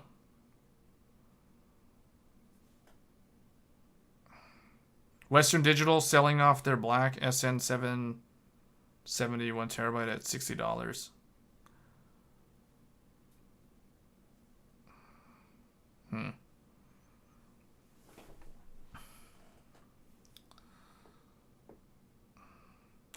Yeah, my storage drives right now are, let me see, like so this PC, hold on, where is... So this PC is using... What do we have on here, actually? It's funny how the Micro Center drives only show up as generic PCIe SSD. That's actually pretty hilarious. That's what it says they are. So, wow.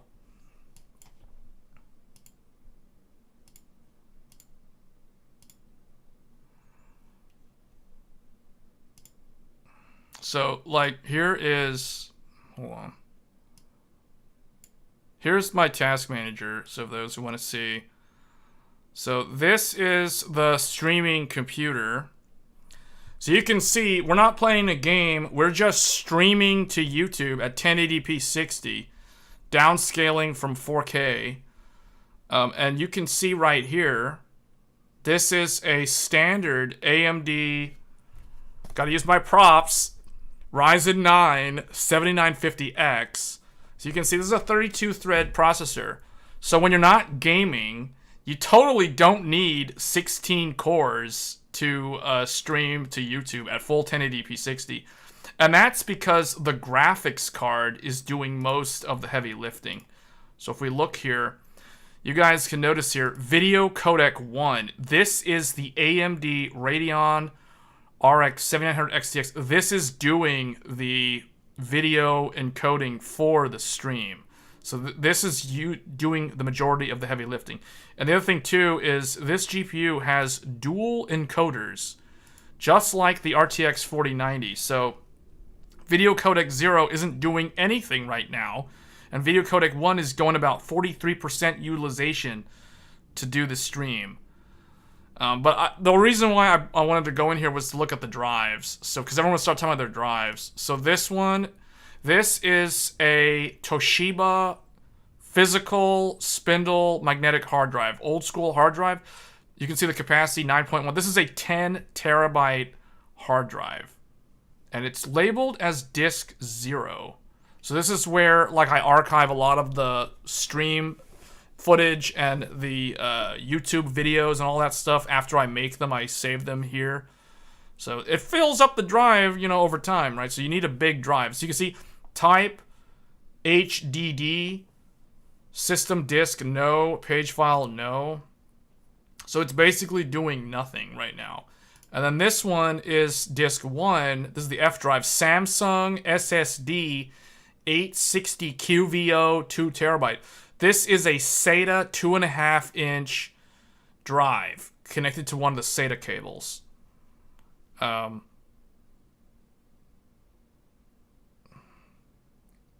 You have two 750X. Wait, what? Oh, Joey's back. Wait, you get faster speeds from Gen 4 in a Gen 5 slot than in a Gen 4 slot? Hold on. You shouldn't. No, not really. So the reason why that's happening, Joey, is not because it's a Gen 5 slot. It's because the Gen 5 drive that you're testing with, it's because the Gen 5 slot that you're testing with goes directly into the CPU. It bypasses the chipset on the motherboard. That is the reason why you're seeing better speeds on it versus the Gen 4 slot, which goes through the chipset. So hold on. Now we have to answer that. Hold on. Everybody hold the phone. Wait up, hold up. Everyone hold up. We gotta delete some of this stuff. Well, because I think that comment's gonna confuse everybody because that's not accurate. Oh man, what am I trying to do? I'm trying to delete a bunch of stuff. Delete. And then... Okay. So what's happening... Because when Joey is doing the tests... hold the phone. Everyone hold up. So Joey is doing his benchmarking with X670 Ace. Remember, that's a dual chipset motherboard. So the thing is, the Gen 5 drive slot is wired directly into the CPU, just like the graphics card. So when you're plugging in your FireCUDA into the Gen 5 drive slot, that is literally going straight into the CPU. Now, when you test a Gen 4 slot on the motherboard, that Gen 4 slot is somewhere over here, or it might actually be like somewhere over here, further downstream. So, if you're testing the Gen 5 slot, that's up here.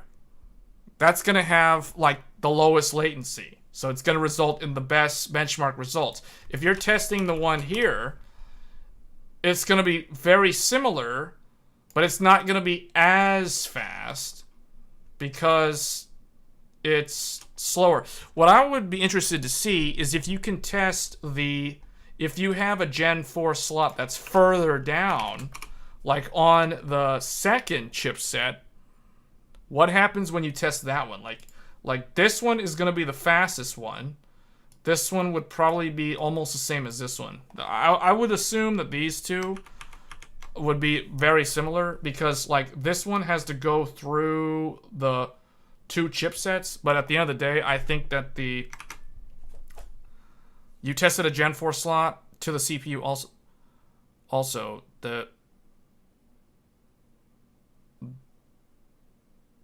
is there a Gen 4 slot? I don't think there's a Gen 4 slot that goes to the CPU. Not on the Ace.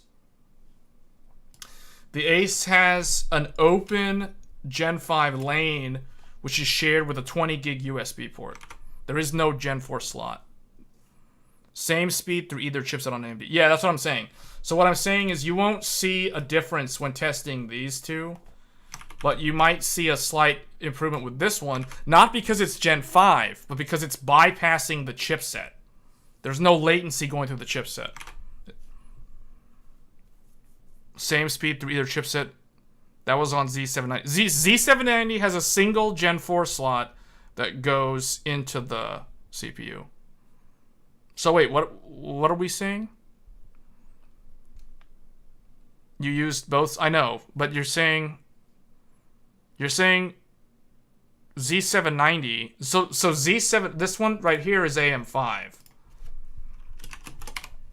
But for Intel is structured almost the same, but it's a little bit different. It has one chipset, and it's like this. But it has a Gen 4. Well, we'll just say it has a Gen 5, but it doesn't have a drive slot native. It does, but it steals lanes from the graphics card. But then it has a Gen 4 drive slot over here. I don't know why this is like being dumb right now. There. He has a Gigabyte Aorus Master Z790, just like me. We have the exact same Intel motherboard. So you have a Gen 4 on the Intel board. So this one is LGA 1700. Wait, you have a Hero and a Mat? Oh, you still have the Hero? Okay, well anyway, it's going to be the same thing. It's going to be the same thing. Both the Hero and the Master have a single Gen 4 drive slot that goes directly into the CPU. But all the other drives on the Intel board are just like the AMD one. They all go off the chipset. So these other Gen 4 ones that you test. So so let me ask you this. Did you test on the Intel motherboard, did you test the chipset-based Gen 4 slots? And how do those compare to the one that goes to the CPU? Because I would expect this one to be the best, and these 2 or 3 to be about the same. Just like with AMD, I expect the Gen 5 one to be the fastest, not because it's a Gen 5 slot, but because it goes directly to the CPU.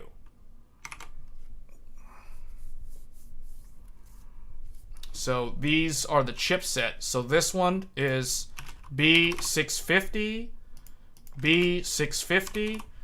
Remember what I said? X670 equals 2 B650s, and then this is Z790. Yes, slower to the CPU. So that's the reason. So I'm just clarifying for those watching, because it's wrong to say it's I understand what you're saying, but the reason why the Gen 5 drive is faster, when a Gen 4 drive is in the Gen 5 slot, it's faster, not because it's a Gen 5 slot, but because it's going directly to the CPU. There is no inter-chipset latency required. Same thing with the Intel one that goes directly to the CPU.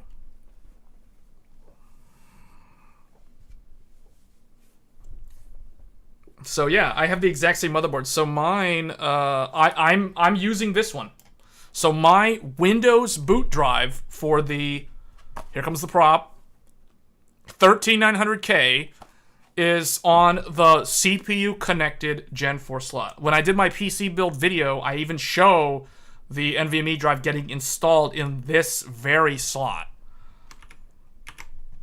And then for the AMD one, so what's interesting, on AMD, currently on my Gigabyte X670E Aorus Master, I am using this drive. Wait, am I? No, I take that back. So the Gigabyte one actually has 2. So this, think of this as also a Gen 5 slot. So remember, the Aorus Master for AMD has 2. So I am using the second one. I'm using the one that doesn't have the really, really big, chunky heatsink because I'm only using a Gen 3 drive as my Windows boot drive. In fact, I can show you it right here. So this is it. This is the C drive. It's disk 4. And you can see it says PCIe SSD system disk. Yes, that means Windows is installed on it. And the page file is also on this. This is a 2 terabyte PCIe Gen 3, it's a Micro Center Inland Premium drive, or Inland Prime, I forgot which one. But it's an Inland for Micro Center Gen 3 drive. It's funny, all the Micro Center drives show up in Windows as a generic PCIe SSD. Like here's another one. Again, it's a 2 terabyte, it's a generic one. And then what is this? This is a Crucial 1000, this is a Crucial P1. Oh, this is a 1 terabyte SSD. So it's like, you can see, like I've got what? 1, 2, 3 NVMe drives. Remember, my motherboard, the X670E has 4, it supports 4 drives. 2 are Gen 5 direct to the CPU, 2 are via the chipset. So I'm using my 2 chipset ones, and I'm using one of the Gen 5 ones. And I have 1 Gen 5 still available. And I plan to upgrade that to a newer Gen 5 drive when that comes out later this year. And then this one is a SATA MX. So this is like a 2.5-inch SATA SSD. This one is a Samsung 2.5-inch SATA SSD. And then I have an 8 terabyte Toshiba X300 and a 10 terabyte Toshiba. So I have an 8 terabyte hard drive and a 10 terabyte hard drive. So this is basically what I use for the streaming PC.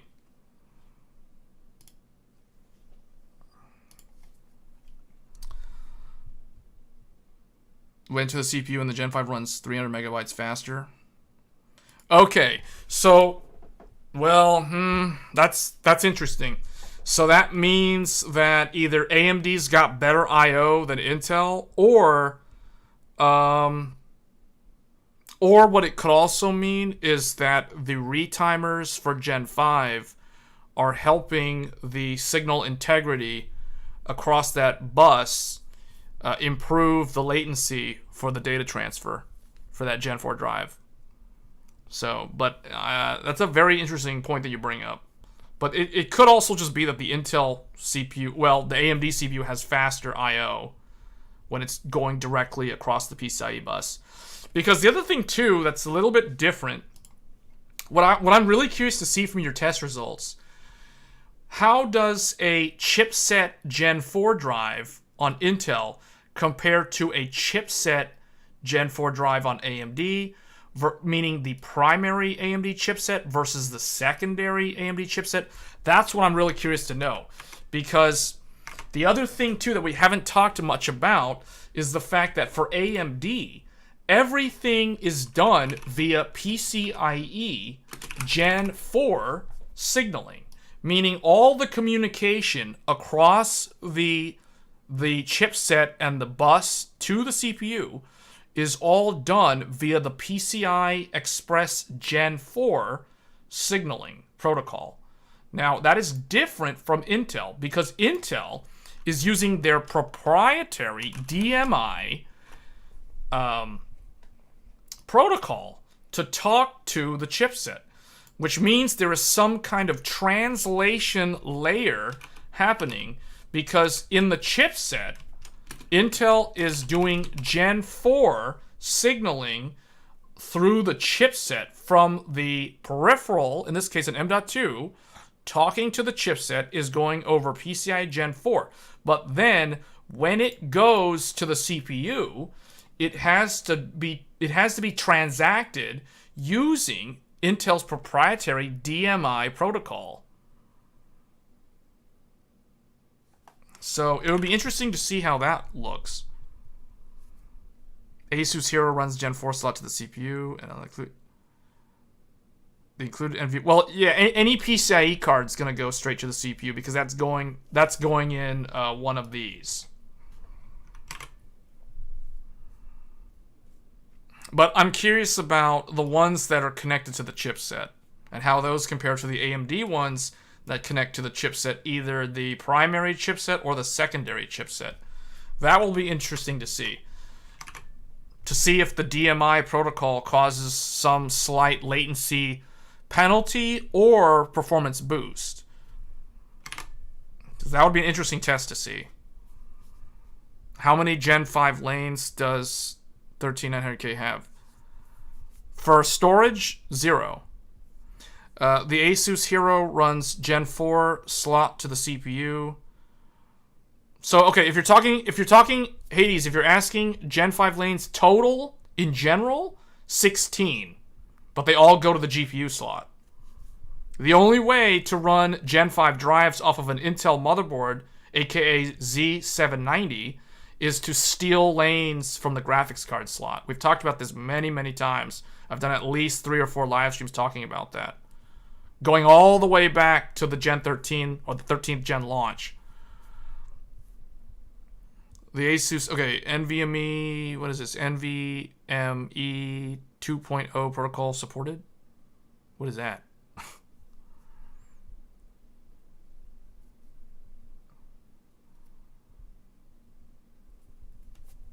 We've talked about the lane allocation many, many times, guys.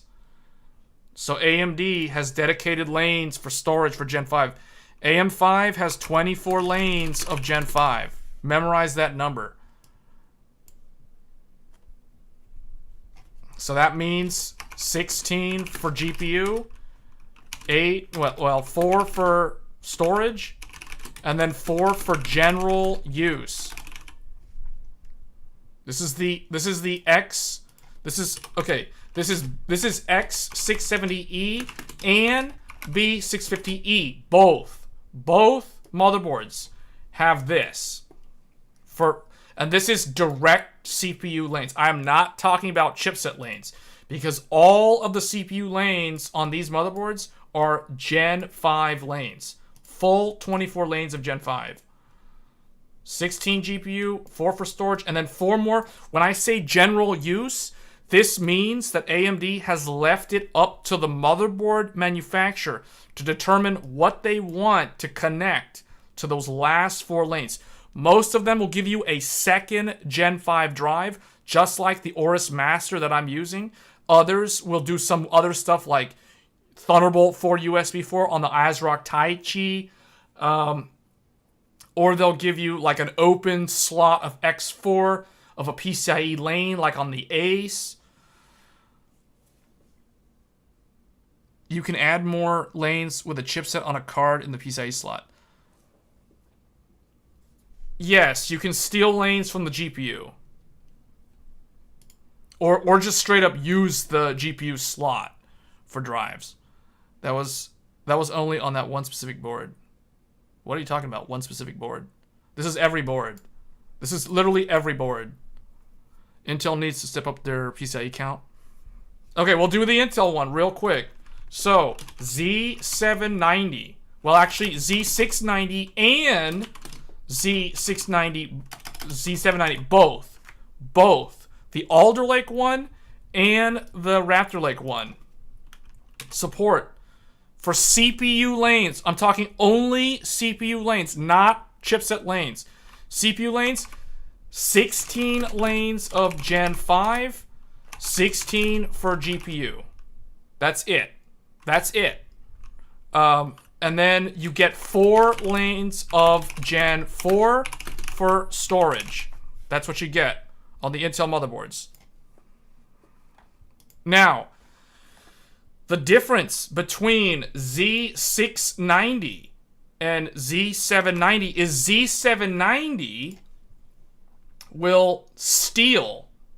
It will literally steal lanes from the graphics card to enable an M.2 slot for Gen 5. So it can give you a Gen 5 slot, well, an M.2 slot. However, as soon as you connect a drive in that Gen 5 slot, your GPU will run at X8. So that's what happens. So that's the reason why I don't even really mention that, because it's like, who wants to run their graphics card at half of the speed? We covered the ASRock chipset extent. Yeah, but that's not what we're talking about. You're talking about chipset, Nero. You're talking about this. I'm not talking about that. I'm talking about this and this. I'm not talking about that, and I'm not talking about this. So what I'm listing here, this is literally only the top, and this is only the top. I'm not talking about anything on the chipset.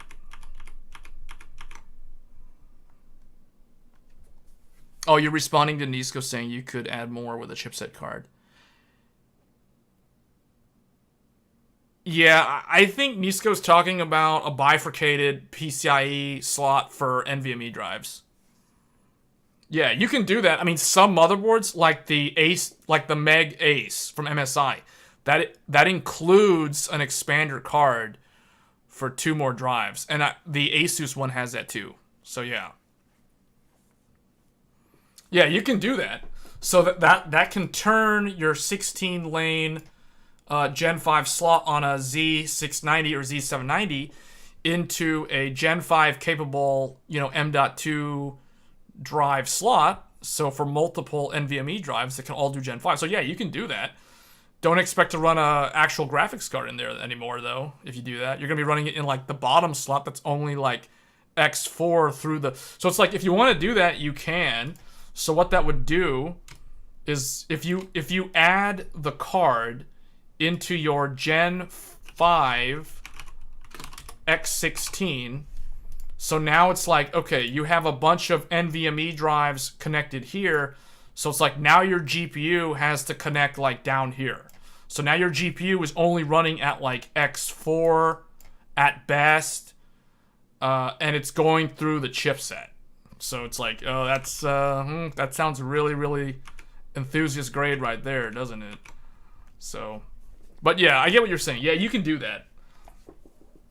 You can do that. Like for somebody, for example, if somebody is going to actually use Gen 5 storage for some kind of work-related use case and they don't care about gaming, then yeah, they can totally do that on a Z690 or Z790. In fact, they don't even need a Z790 motherboard to do that. They can just do that on the cheaper Z690.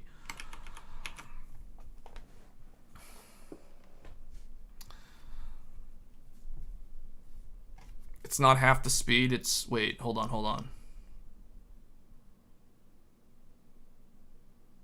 That was only one. Intel needs to step up their game. What happens when you overclock the PCIe clock? Would storage speed go up? It can actually become unstable, so it's not a good idea to mess with the base clock. If you're talking about the base clock for the phase lock loop that controls your PCIe timing, you can do that by using the base clock, but it's not a good idea. Especially, I mean, it's okay for like 1 to 3 megahertz, but if you start going, 100 megahertz plus, yeah, no, it's gonna cause problems with system stability. You're gonna corrupt your Windows install and stuff like that, so it's totally not recommended. It's not half the speed, it's about 1 to 2. You're talking about percent differences. I'm talking about the actual bandwidth. When you drop the GPU to X8, you're literally cutting like the total bandwidth in half. Because it's literally X8 data lanes versus X16 data lanes. Now, that doesn't mean that the GPU is only going to run at like half of its performance level. That's because the GPU, realistically, with full X16 bandwidth, doesn't actually fully saturate the 16 lanes in the first place. You're responding to Nisco saying you could add more with a chipset card. Oh yeah, we talked about that. I'm talking about how to grow PCIe lanes with another card. Yeah, you're talking about bifurcating it. You're basically talking about breaking out the X16 slot into drives, individual drive slots of X4 each. What if you populate all the NVMe drives on the board? What would happen? Would there be a bottleneck? No.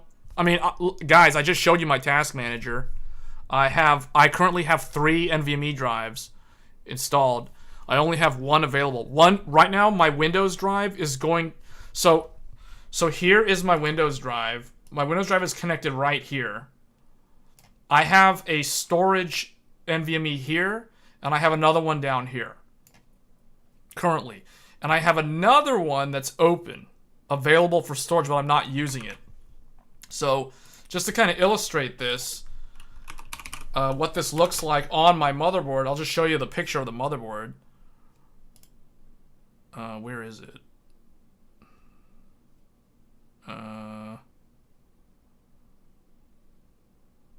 This one? There. Oh, what happened? Why did it become giant?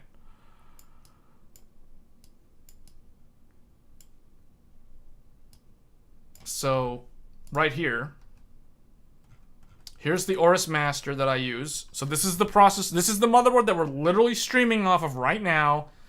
So you guys can see. So this top one is empty. I literally have a giant, massive heatsink that is not being used.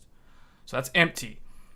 Right here, underneath the graphics card slot, is the second Gen 5 slot that goes directly to the CPU. Actually, we should probably open up the manual. But just to show people, like, you're not going to bottleneck the system when you install a bunch of drives. Because most of the time, those drives aren't really doing anything. And only one of them is the Windows drive. You're talking about the X16 bifurcated slot.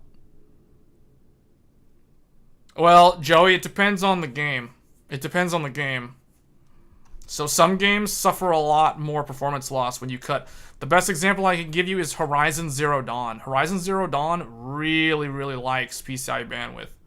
In fact, going from PCI Gen 3 to PCI Gen 4, Horizon Zero Dawn scales a lot.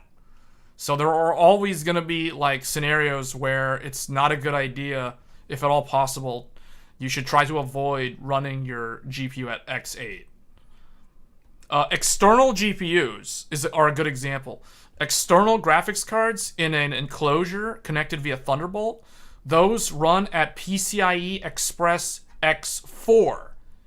Up to Gen 3 X4 is as fast as a GPU externally can go.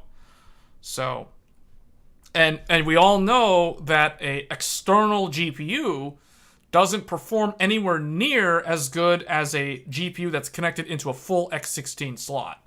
So it's like, when you cut the slot in half to X8, it's still going to perform a lot better than an external GPU, because an external GPU runs at X4. Or if we go way back, X1, which is really bad. So X4 is is the best you can do on an external GPU, and that assumes you're running a full Thunderbolt 4 40 gig USB 4 port for that external GPU. I don't know, but I know they did something where it showed. Yeah, so it depends on the game. right? Like the average is about anywhere from 5 to 10 FPS. But there's always those games where they really, really like the PCIe bandwidth. But anyway, let's open up the manual here to kind of illustrate the layout.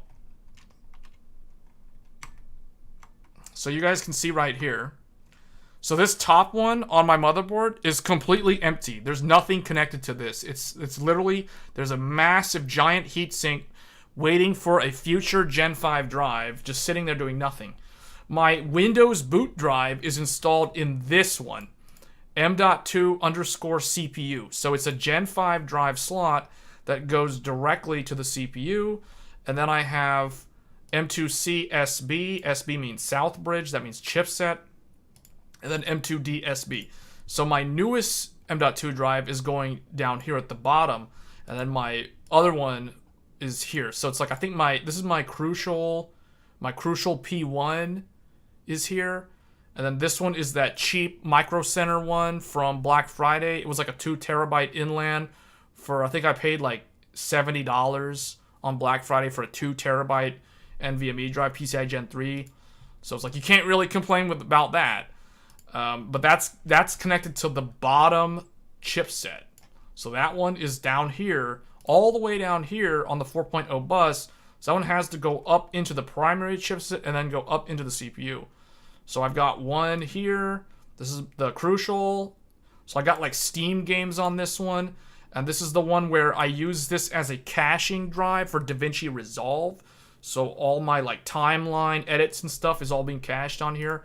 Whenever I load the raw video footage, like from my camera, I throw all of it into this drive.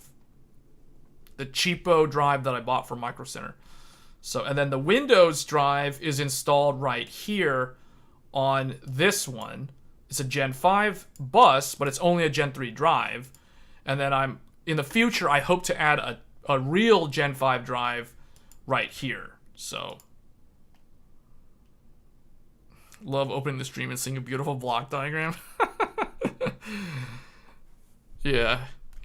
Hey, you just dropped in, like, I guess in the perfect time, I guess. Because it's not Genshin Impact, it's not Fatal Frame, it's not Resident Evil. So, yeah. And then you guys saw that I have a 10 terabyte hard drive and an 8 terabyte hard drive for archive for the YouTube videos. That's going to be, like, on these right here. So, on the primary chipset. So, that's how it's all accounted for. My PS5 connects on this PCI Express 4. So I have PlayStation 5 connected here on the AverMedia. And then if I wanted to like stream Nintendo Switch would connect over here on this Gen 3 PCI Express X2. So over the old AverMedia 1080/60 capture card. You got to better me to look at the notes. You could ask the difference on... Oh, you didn't have to do that. Between the chipset, CPU drive scores, they're pretty close, but the CPU was a little faster.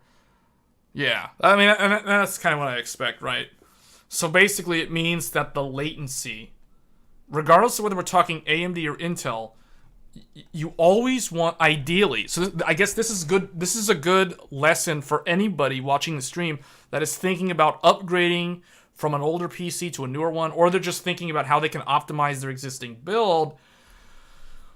You always want, in general, you always want your Windows boot drive to be installed on the M.2 drive that connects directly into the CPU. Now, if you're on an older Intel platform, you do not have that option because up until Z690, Intel never allowed anyone to connect anything into the CPU directly, except the graphics card and the RAM.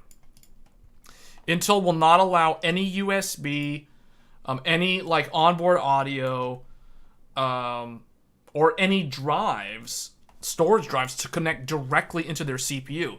Now, they have since lifted that because AMD's been doing this for so long, and that kind of goes back to Joey's point earlier that when he was benchmarking the drives, the ones that connect to the CPU are faster. So Intel's kind of like, you know what, we probably need to get on board with this because we're gonna look kind of bad in the benchmarks, you know. So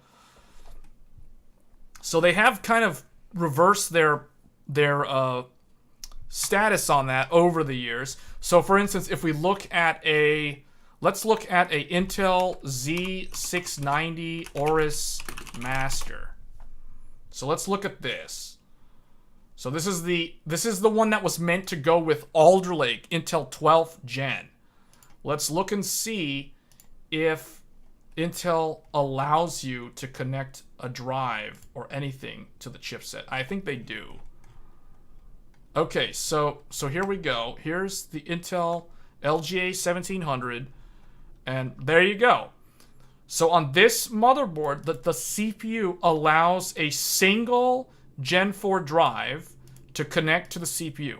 But that's all it allows. Nothing else. No USB, no onboard audio, you know, nothing else. That's what you get. You get a Gen 5 drive, and that's your Windows boot drive, or a Gen 4 drive, and that's your Windows boot drive, and there you go. And that's not necessarily a bad thing. It's just that's their way of designing their CPU. So, but the fact that they've done this in recent years is because they've seen, oh wow, you know, AMD's I/O is pretty good with that CPU direct connection. So we might want to try that. So that's kind of why it's changing. Because if we go further back, let's look at an Intel Z590 Aorus Master. I don't know if this one's going to have the diagram, because I feel like these more modern CPUs are the ones that actually have these, but Z590 is not that old. That's only 2021. So this platform is about 2 years old now.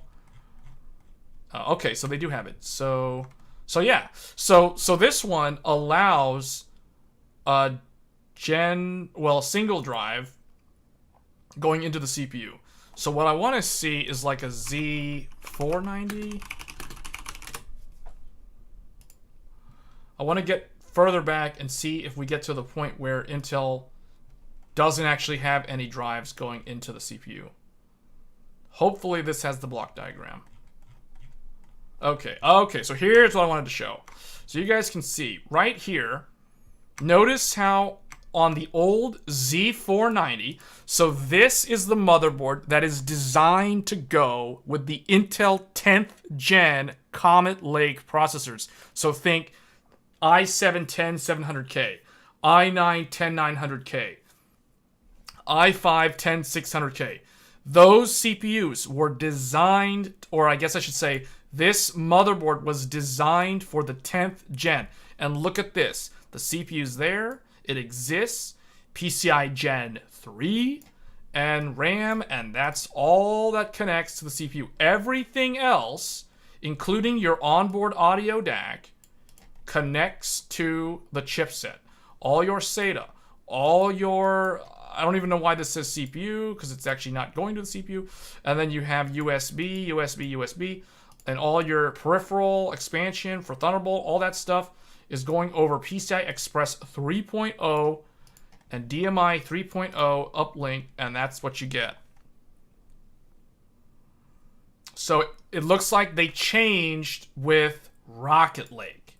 Rocket Lake, aka 11th gen, one of my favorite CPU series from Intel from 2021. So about 2 years ago, Intel finally made the jump to PCI Express 4.0. The reason why it says /3.0, this is because if you install a 10th gen Comet Lake processor in this motherboard, you will only get Gen 3 speed. And in fact, I think this gets disabled. Yeah, you can't use this NVMe drive if you have a Comet Lake CPU in here. I think we talked about this in the last live stream. So if you have Rocket Lake, you get the full functionality of the board. You get Gen 4, and you get a Intel's first. I was gonna say world first, but it's Intel's first M.2 drive direct to the CPU. So you're good to go with your Rocket Lake 11700K. You know, on par, almost on par with Zen 3. So it's not bad. I mean, it uses a lot of power to get there, but it's not that bad. It's a new architecture, completely new from like the Sky Lake and the Coffee Lake and the Comet Lake and all the plus nanometer all the way. Because this one, if you want 14 nanometer Intel, this is the one to get. This is the 14 nanometer plus. This is the plus. This is the 5x plus on the 14 nanometer Intel. I had to think about that for a second. So yeah, you get all the functionality. You get you get Gen 3 down here, but you know, let's ignore that Gen 3. We got Gen 4 up here. So it's all good. We got Gen 4 on Intel. World's first Gen 4 on Intel. Welcome to 2021, or I guess welcome to 2019. Because that's when AMD brought Gen 4 on X570. So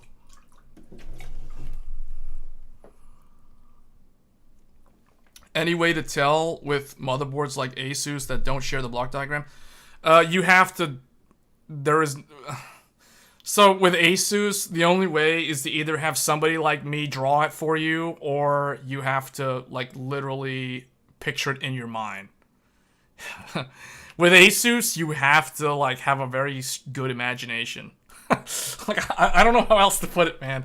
You have to visualize what's connected where. So when you guys see me draw the Asus block diagram from scratch, that's because I'm visually understanding like what is possible based off of the constraints of the chipset and the CPU. And reading what their manual says it supports. Then I'm able to determine, okay, this has got to be placed here because this is going to be CPU lanes. This thing's over there because it's on chipset lanes. So that's the reason why I have to derive it manually when it comes to Asus. If I wanted a RAID 5 boot drive, I would buy an adapter that goes on the M.2 CPU drive and force 4 drives on it. Will that work? Will that work? Because it's only 4 lanes. Remember that this right here is only 4 lanes. You want 4 RAID SSDs to the CPU until you can't stop me. I will force it on. Why don't you just use the X16 slot? Just use the X16 slot. I will not buy Asus motherboards anymore. So I stopped buying Asus. So my last Asus board was the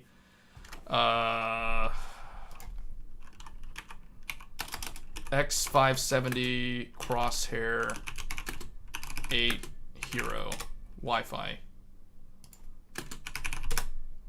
This is the very last Asus motherboard that I have.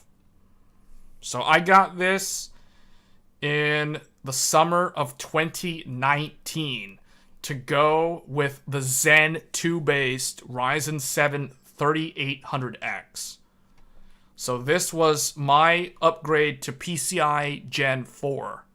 Because this is the first, remember, X570 was the first chipset to introduce PCI Gen 4 to the world back in the summer of 2019. That's how early AMD was with Gen 4.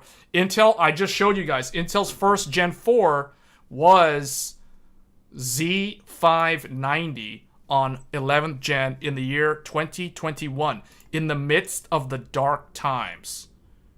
Intel arrives with Gen 4. So that was when we got... So, meaning, if you wanted Gen 4, you had to go AMD. If you really wanted, like, Gen 4, you had to be on, like, X570 and Zen 2. Because, if like, for instance, if you had a Gen 4, like... I'll give you a good example. Like, RTX 3080... 3080 Ampere RTX 30 series was NVIDIA's first PCI Gen 4 GPU series. Turing, aka RTX 20 series, was only Gen 3. But if you wanted Ampere and you wanted RTX 3080 and you wanted that thing to run, and now granted, like, nobody really could manage to get one of those things during the dark times, but regardless, If you wanted it to run at its full Gen 4 and not be like kneecapped on the PCIe generation, you had to be on like a X570. That's the reason why a ton of... So, okay, this is the reason why like the 5800X3D is going to go down in history as like one of the most legendary CPUs, because you could throw that thing into a motherboard from 2019 and unlock full Gen 4 capability for all those fancy NVMe Gen 4 Samsung 980, 990, whatever, all that good stuff, Fire CUDA, you name it, whatever. You could do it on the X570 from 2019, and you could pair that up with a 5800X3D and do 60 FPS average in Star Citizen. Now think about that. That's the big brain, like, oh, the light bulb just turned on.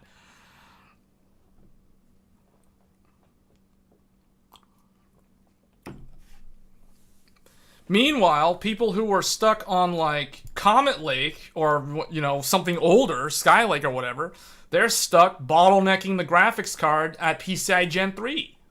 So, and, you know, I'm surprised. What surprised me about AMD's RDNA 3, I really expected the 7900 XT and XTX to be the world's first Gen 5 GPUs. But then they ended up not being Gen 5. Instead, we got some random, like, Chinese, you know, GPU that's the first Gen 5, whatever. So, you know, it's kind of disappointing, because I was like, you know what, AMD? You're the first one with, like, actual Gen 5 storage capability, and you got that full Gen 5 X16 slot. You might as well give us, like, a Gen 5 graphics card. But it's like, nope, they're going to do Gen 4 again. Okay, whatever. So...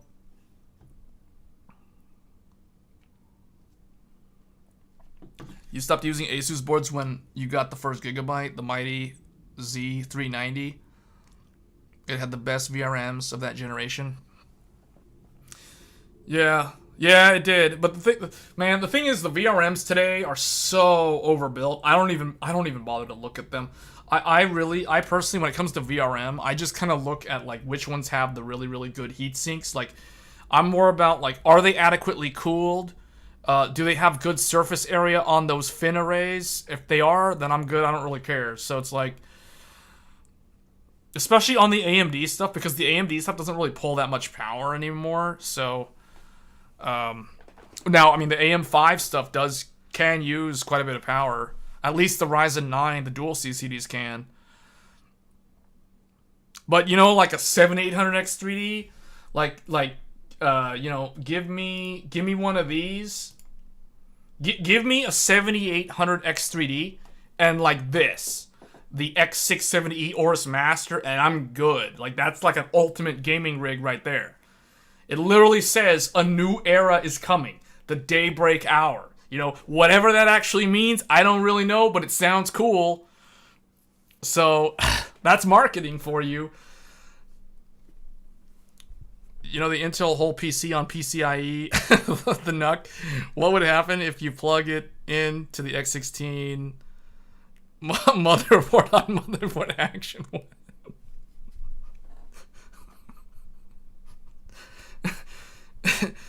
Is that supposed to be input or output, though? Like,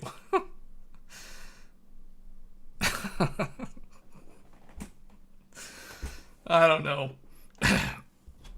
You know, Man, the more I talk about this, the more I realize it's like, if anybody watching this is seriously considering upgrading or doing a full new system build this year, anytime this year, from like now until the end of the year, AM5 is probably where it's at, because you're getting the true Gen 5 capability, and the fact that you can do a drop-in upgrade to Zen 5 and Zen 5 Plus and maybe Zen 6. You know, and the fact that it supports those X3D CPUs, like the 7800X3D. Seems like this is the way to go. Like, honestly. If you're doing a build this year. Because you're just going to get, like, more forwards compatibility. Too bad AMD didn't let ATI stay as its GPU division and maybe market it as following ATI, an AMD company with the graphics power needed for today's needs. Yeah, I always liked the ATI name. I always liked the ATI name. I was kind of sad to see it go. And you know what? I think a lot of people that had ATI graphics cards, you know, back in the era of like vanilla WoW and the Burning Crusade, and that time, that era of gaming, like COD 4, like the original COD 4, during that era, like a lot of people had ATI cards back then. Those who had not like gotten like an 8800 GT. Back when ATI it had a good brand behind it, like the name, and then like they kind of got rid of that name and they just kept the Radeon name.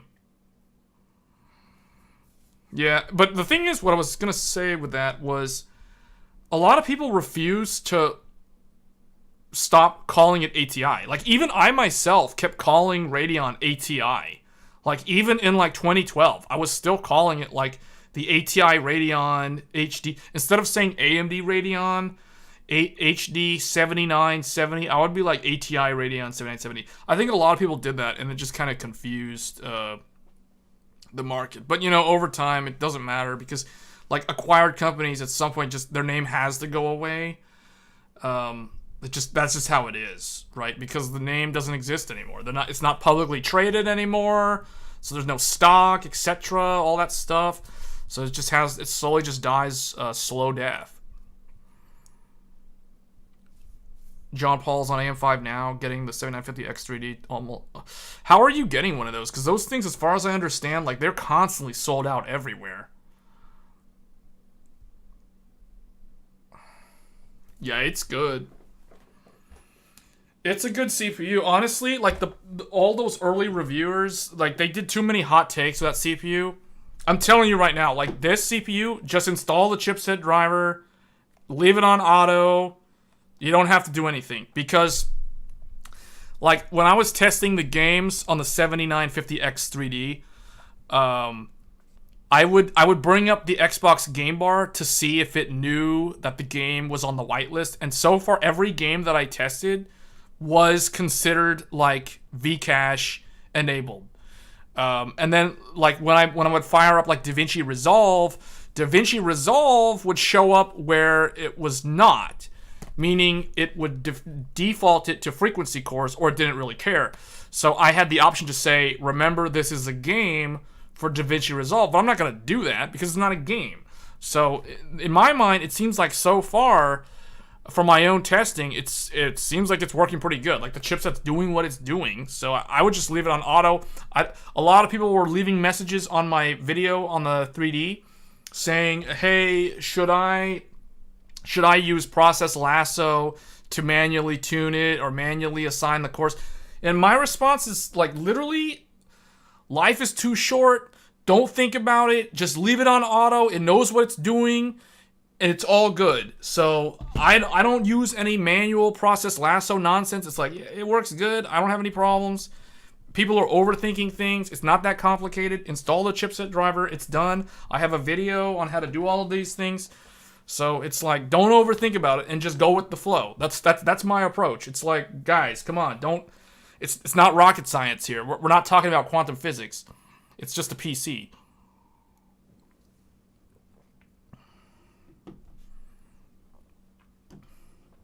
Yeah, because I don't know when they're going to restock those. Like, my local Micro Center has no idea when they're going to get their second batch of the 7950X3D. Like, the couple of those sales guys were telling me, you know, it's weird. Like, the 7950X3 sold out within, like, 3 days during the launch week. And then, meanwhile, the 7900X3D literally just sits there. And, like, they've sold a few of them, but it's like, man, it's weird. Like, they were telling me, like, more people come in there and they buy the 5800X3D, and like even like a 7700X, like a single CCD 7700X, instead of the 7900X3D, which I understand because it's like a lot cheaper than the X3D part, but it's like, that's kind of weird, man. Like, might as well just wait. might as well just wait till April at that point. Like, at least wait, because it's like we're only like how many weeks now until the 7800? It's like 1, 2. We're like 3 weeks out from maybe 4 weeks About 4 weeks. Yeah, about 4 weeks out until the... So like a month. You have to wait like a month. About. Just under a month. Would AM4 cooler mounts work on AM5? Yes. Hades, yes, they do. They do. Like, guys, like when I... If you guys watch my unboxing and PC build video on the 7950X3, I literally take a... well, actually, you know... Hold on. Where is... Is paint still up? Is paint still up? Yeah, so the thing is, the screw holes, so if this is AM3 is like this, AM4 is like this. It's like ever so slightly taller, the socket mount. But the thing is, the holes are the same spacing. Meaning, well, I'm not going to draw those circles. I'm just going to say, like, you know how AM3 or AM4 has the little, like, the black thing right here, and then it has the little handlebar that goes like this? You know how that one looks? And, like, on AM5 is basically, like, the retention bracket goes up, and then there's, like, a little, like, a hook. Or like it's like a lever that kind of like holds it in place or something. So this thing goes down like that way toward you and down, and then the bracket goes up. So let me see if I can find, because I show like how to do all this on my channel. Let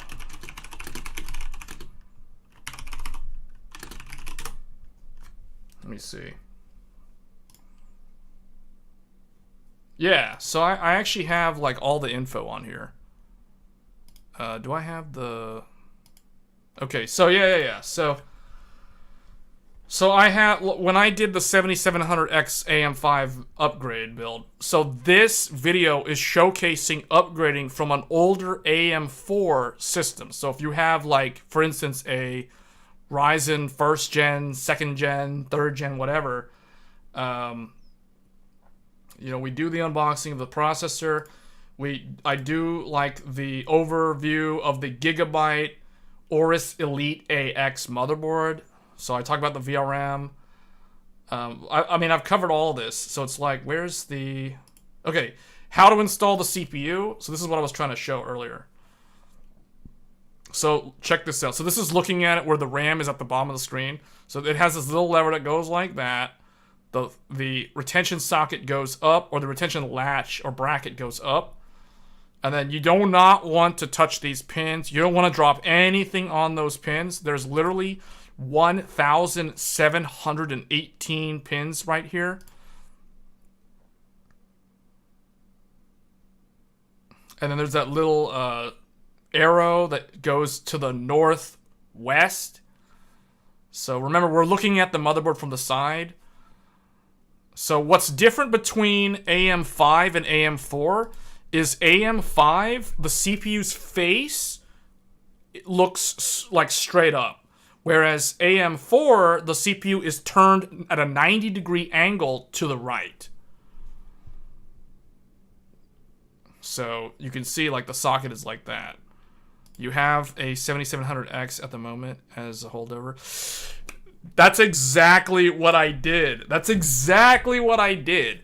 Because somebody had mentioned, do I have two 79? No. So you guys see, I keep on using the 7950X3D box as a prop.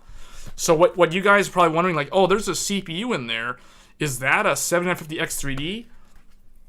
No, it's actually the 7700X featured in that video. The 7700X was my holdover for the 7950X3D. Originally, it was going to be a 7800X3D, but I'm like, you know what? I'm just going to get this because it has all the cores, and I can simulate other CPUs like a 7800X3D with this one CPU. So, That's why I chose to get this one instead. So, but yeah, 7700X is literally just sitting right in there. So that's what's in there, for those wondering. It's not like I have two 7950X3s and one's just sitting around doing nothing. So I'm just basically showing that. So I want to show... oh, I'm going to show you guys the mounting bracket. So here is the AM5 motherboard, but you'll notice on the left over there, you can see there's another motherboard. That is the Crosshair 6 Hero. This is an X370 motherboard from 2017. So that is my very first AM4 motherboard. That was the motherboard that I used with the Ryzen 7 1800X, which is actually the processor that is sitting in the box for the 7950 Xbox. Has my OG first gen 1800X in here. So that's what's in there, for those wondering. Thank you for not stealing my 70 from the factory. But basically what I'm explaining here... You're going to reuse the cooler that came with like a 3800X, for instance? See, so I'm explaining that you can use the mounting bracket or the mounting hardware from any AM4 cooler. It's backwards compatible with AM5, so you don't have to worry about if your cooler is going to work or not. You could do that, but don't expect to overclock.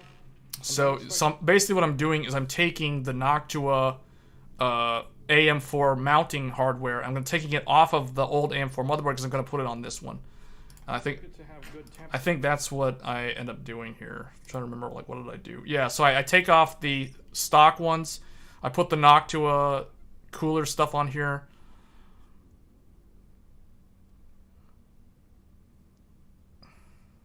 So yeah, you can use any AM4 mount with AM5. It's fully backwards compatible, except for those that have their own backside bracket. Those don't work because you can't remove the bracket on the back of the motherboard. So those are the only ones that won't work. Those are typically water-cooled systems. Oh, actually, no. There's some like Zalman air coolers that won't be compatible because of that. The less people plan to buy a 7800X3, the less I have to wait.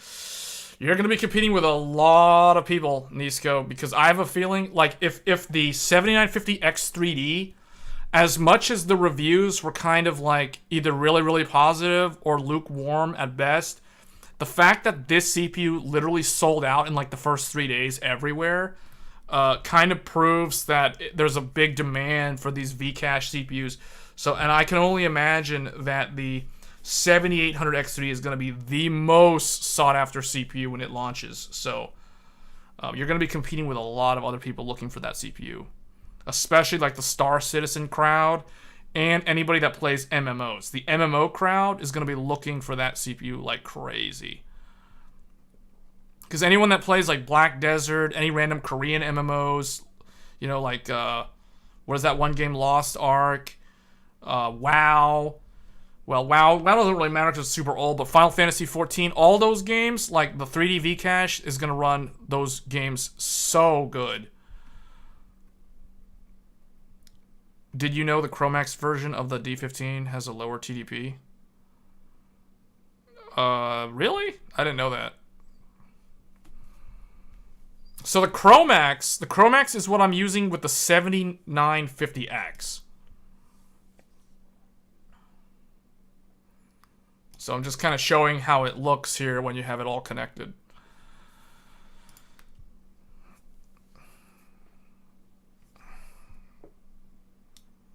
And then we've got the RAM. So there we go. There we go. The G-Skill Flare X5. And this is kind of a mistake. I should have installed the RAM before mounting this giant cooler because it's going to make it kind of hard to fit that first DIMM in there. So I have to do it at a weird angle, but it's still possible to do it. It's just, and I'll show how to do it, but it's just kind of extra work. So I guess a pro tip for those building their CPU, make sure you install the RAM before you mount your air cooler if you are going to be using an air cooler. Otherwise, you're going to have to do it like this, which it looks kind of awkward, but it works. Yeah, this is the free RAM for Micro Center. This is the free RAM for my. I didn't pay for the RAM. Like, no way, man. Like, this is that free 32 gigs of RAM. This is G-Skill 6000 megahertz RAM, free. 32 gigs for free. It's like, you guys want me to upgrade to AM5? Okay, gonna give me free memory? Okay, cool. Let's do it. So, full Gen 5 native storage, no CPU, no GPU lanes stealing. Okay, I'm good. So, a couple things that I will say are different, for those wondering, in terms of what is shown here. So, you can see, like, this is the reason why I really like... Oh, I just realized that's a little bit crooked. This is the reason why I like low-profile RAM. Because it doesn't... Like, I don't have to make the fan be mounted higher up, which is not a big deal. If you have the big, Trident Z5 Neos or whatever, or the Corsair Dominators, those are gonna like stick up to about here in terms of where they go. So just keep that in mind. You'd have to mount the fan higher up. It's not like it won't work. It's just the fan has to go higher up. But this is the reason why I really like... I'm a big fan of low-profile heat spreaders. And the fact that the low-profile heat spreaders are also free, like, that's just like the best deal ever in my mind. Because I use big air coolers like this, Noctua.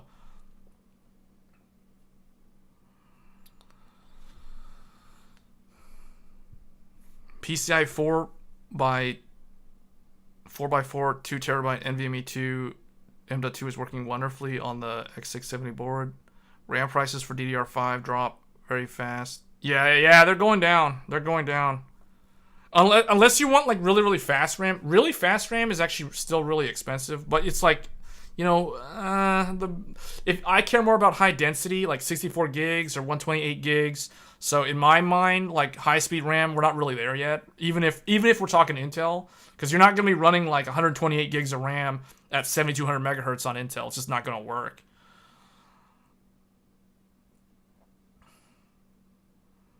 And there's the 6900 XT. And you can see, like, there's a cameo. Like, you can see some older CPUs are photobombing right here. And the Radeon 7, shout out Radeon 7, trying to photobomb in the video right there.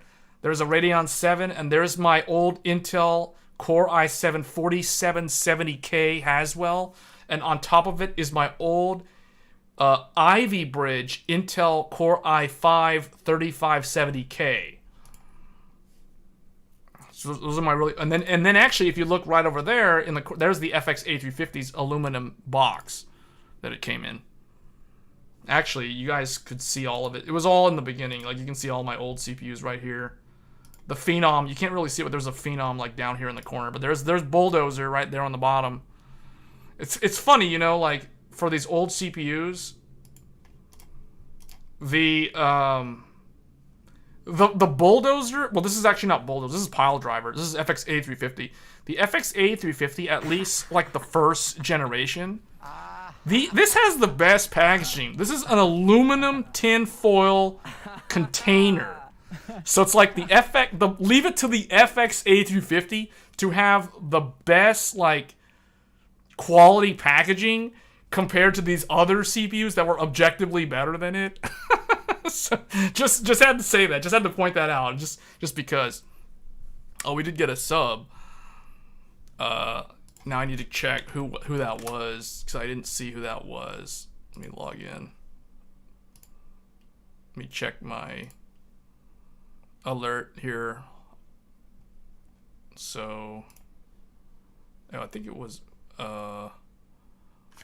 Mike Marv 82 subscribed just now. Thanks for the sub. I hope you find the content interesting.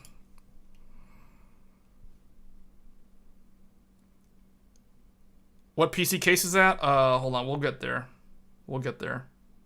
I don't know why I don't know why I'm watching like a video of myself. It's like I'm reacting to a video that I made. What? You love the packaging on the FX9590? Oh yeah. Yeah, but it's like, look at the quality of that is an aluminum foil, like that's an actual hard aluminum case. Like this thing, you You know how many like crayons you could hold in there? You could just hold like a bunch of stuff into paper clips, whatever. You can't really do it with these things. The best packaging has to go to the slow processors. Yeah, but see, like these are my old CPUs. You can see my Athlon 2, my Phenom X4, the 965 Black Edition that everybody had like back in the day. And then there was the Intel Ivy Bridge. I never had Sandy Bridge. I had Ivy Bridge and Haswell, and then I went to Ryzen after Haswell.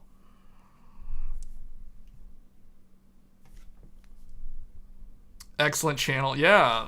Glad you like it. This is kind of like a tech channel, right? So we're just doing our own little podcast here. We're talking about we were talking about Resizable BAR, and now we're talking about motherboards and platforms. Like for those that are thinking of upgrading for PCI Gen 5 forward compatibility and just future proofing, or just upgrading in general. Star Citizen runs pretty good on Vcache. Yeah, Star Citizen runs really good on Vcache CPUs. The 5800X3D was the best CPU for Star Citizen. Now, I don't know if that's changed with the 7950X3D. I assume that it has, but I haven't seen any test results for the Vcache or the new AM5 Vcache CPU. I was one upgrade away from having the best FX build anyone could have had, and right as I went to buy the RAM, my motherboard dies on me. What motherboard did you have? You know what my motherboard was? My motherboard was the Crosshair 5 Formula Z. The best AM3 Plus motherboard. Yes, it was called AM3 Plus back then. FX was AM3 Plus. Phenom and Athlon were AM3. We've had so many of the same CPUs for builds. What about upgrading? I have a 1200K. Is it worth it to upgrade to a 1300K? For gaming, no. For productivity, yes. Mike. Like if it's literally like if you're doing productivity, meaning the answer is if you actually need those extra E-cores, those 8 more E-cores, then yeah, then it could make sense. But a couple things. You need to be on Windows 11, and you need to have some use case that can benefit from the E-cores. Otherwise, I would say no. Just keep the 12900K. The 12900K is no slouch. That's still really good. It's one of those things where it's like, if you spend, that much money on a 13900K, it's going to feel like a side grade at best. And to be honest, you're really not going to notice a difference in gaming performance between the two of them. It's like, yes, the 13900K is a little bit better, but at the end of the day, it's like, it's not that much better where you're going to notice it as a huge upgrade, if that makes sense. So that's why I would just say no. Like, if we're talking gaming, I would say no. Keep the 12900K is still really good. The other thing, too, I'll say is if you're on a DDR4 motherboard, definitely don't upgrade to 1300K because that even makes it a greater risk of diminishing returns. So, the only consideration for upgrading would be, productivity. You must be on DDR5, and you have to be on Windows 11. If you do not fulfill those 3 requirements, then forget about upgrading because it's not really going to be worth it. It's just wasting money at that point. And that's the honest answer.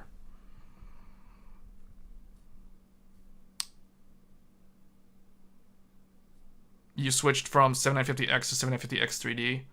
This is the fastest, coolest processor I've ever touched. Yeah, it's good. It's good. So I currently use it as the benchmark PC for any kind of videos where I benchmark games and applications. But when I'm streaming, I'm still actually using the 7950X vanilla CPU. So the PC that I'm streaming on right now is 7950X based. But I've been strongly considering switching over to the 3D CPU because it uses less power.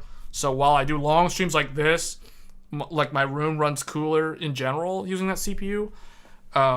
especially while playing a game. Like while doing this, it's not really going to make much of a difference. But if I'm playing a game, you know, it's going to make a difference.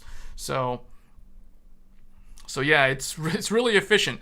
And I might actually try to get back into Star Citizen just to test like the performance on the Vcache CCD or on the CPU in general. So you have the Meg Z690 Ace. Oh, okay. So you have DDR5 and the 4090. So you have that, but the thing is, like, if it's just gaming, it's probably not going to be worth it.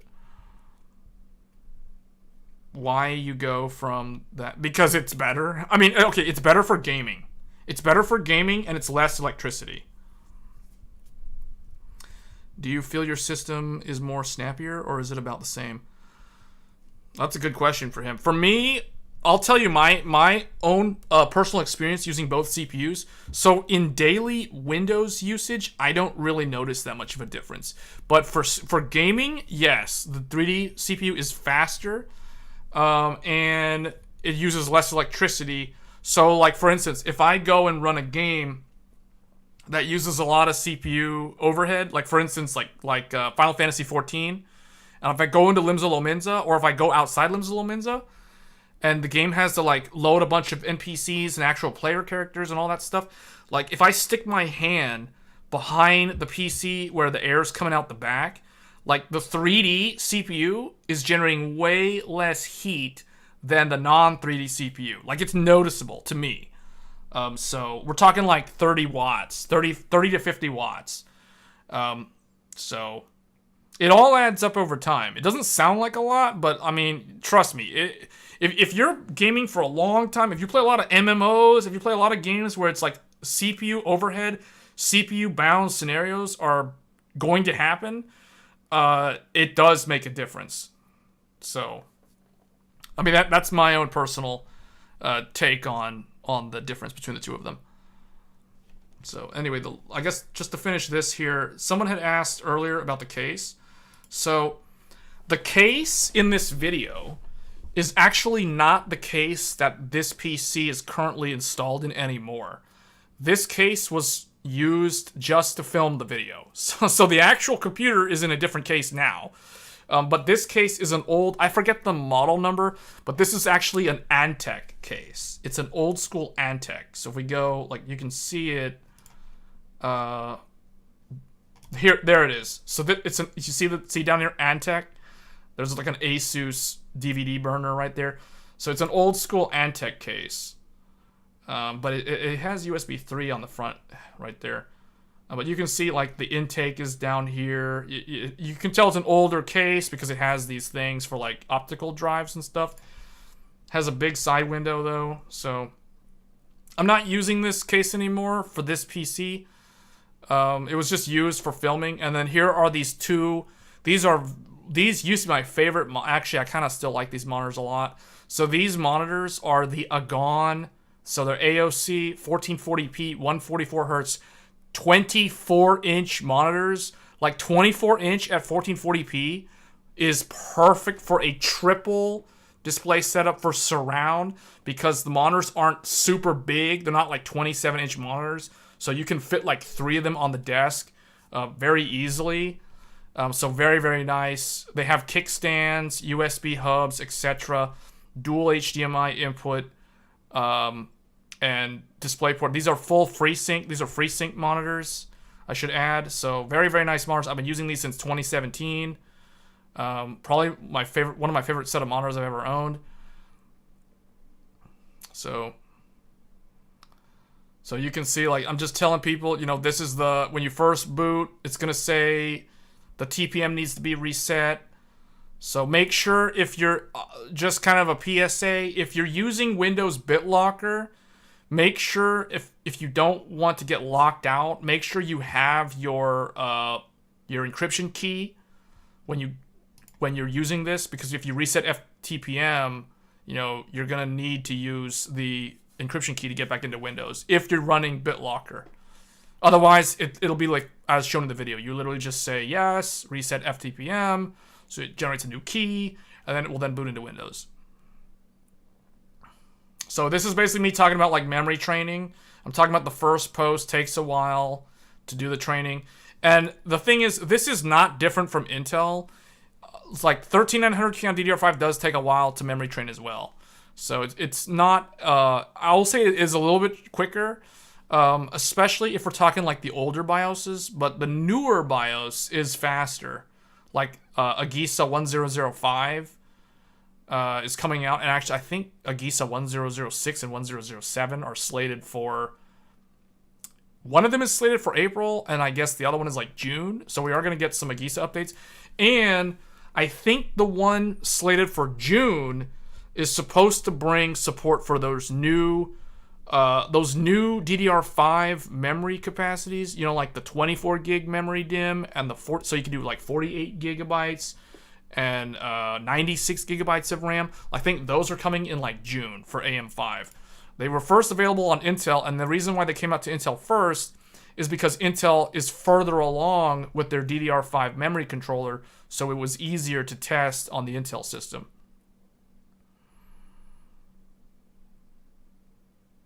So yeah, this is just kind of showing you guys like, okay, this is it. And then you want to check your memory. I didn't load XMP because I didn't get a chance. So now we go back, we load XMP in the BIOS. So here, see how it's disabled. So we turn it on, or Expo, whatever.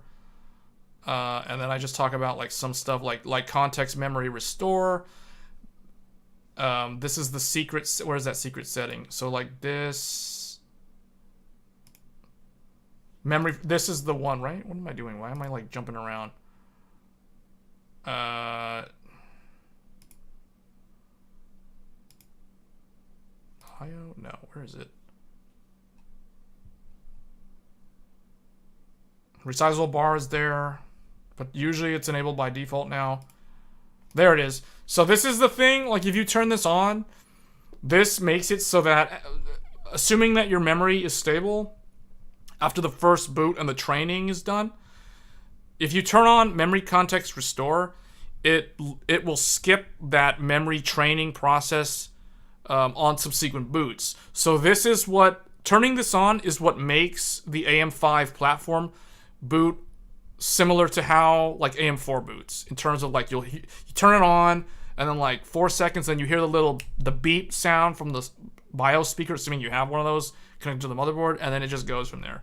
So like that's kind of the one setting that I always use. Now I've heard a lot of people say like if you're running RAM above, like at 6,000 megahertz or above, don't have this turned on because sometimes the memory won't be stable. But my answer to that is that means that whoever's running into problems with memory context restore, they need to verify that their overclock on their RAM is stable, because if you're crashing because you have memory context restore turned on, that doesn't mean that memory context restore is causing it. That means that your RAM overclock is unstable. Even if all you did was load XMP or Expo, that doesn't mean that it's 100% guaranteed. You might need to increase some voltages and that sort of thing to get it to be stable. So that's kind of, or you need to tune some of the timings, either loosen some of the timings or change the proc ODT drive strengths or those sort of things. So there's some tweaking that needs to be done, because I've been using memory context restore since day one, and I don't have these weird problems that people are running into with the PC crashing. So that's usually telling you that you have an unstable memory overclock. If you're crashing in games, or worse, you're blue screening, that usually means your RAM is not stable. So you need to test your RAM at a lower speed. And then I think that's pretty much it. Then I kind of go into a game. So here we go into Final Fantasy 14. Just to show, you know, like you want to test that it's stable. You want to test that your CPU has a good mount. You want to make sure your CPU is not overheating. So, you know, here we're at like 70C in a CPU-bound area where the CPU is doing a lot of stuff. So temps are good on air. So that kind of shows that right there.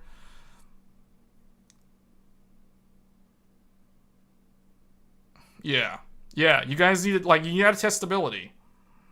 So I'm just kind of showing people, like, this is the performance. We're at a locked, like, pretty much solid 144. I know it says 143, but that's because it's doing, like, refresh rate 144 dot whatever. That's because I've locked the FPS so I don't get weird tears or anything, because my monitor is only a 144 hertz only a 144 hertz monitor. It's 144 hertz monitor, right? So I don't need it to go to 200 plus FPS and have tearing all over the screen. So I'm going to limit it. But this is showing you guys, like with the Zen 4 CPU, you know, we're in a CPU-bound game, Final Fantasy XIV, in a city where there's a lot of players running around with a Radeon 6900 XT, and we're like solid lock at like 144. So with max settings. So at 1440p. This is that says 1080, but that's only because I have it in borderless windowed, and for some reason this game is dumb and it just always shows width and height at those numbers when you're in borderless windowed, even though it's actually 1440p. But anyway, I think I actually show, like I actually prove it. What I do is, yeah, I mention that, and I'm like, okay, you know what? Here, let's go to full screen 1440p, like full screen exclusive mode, and now it's there and it's still the exact same performance. So that's basically what I was saying right there. So that was this video was filmed around like what, December, the last day of the year, December 31st of last year. That's why the holiday stuff is there.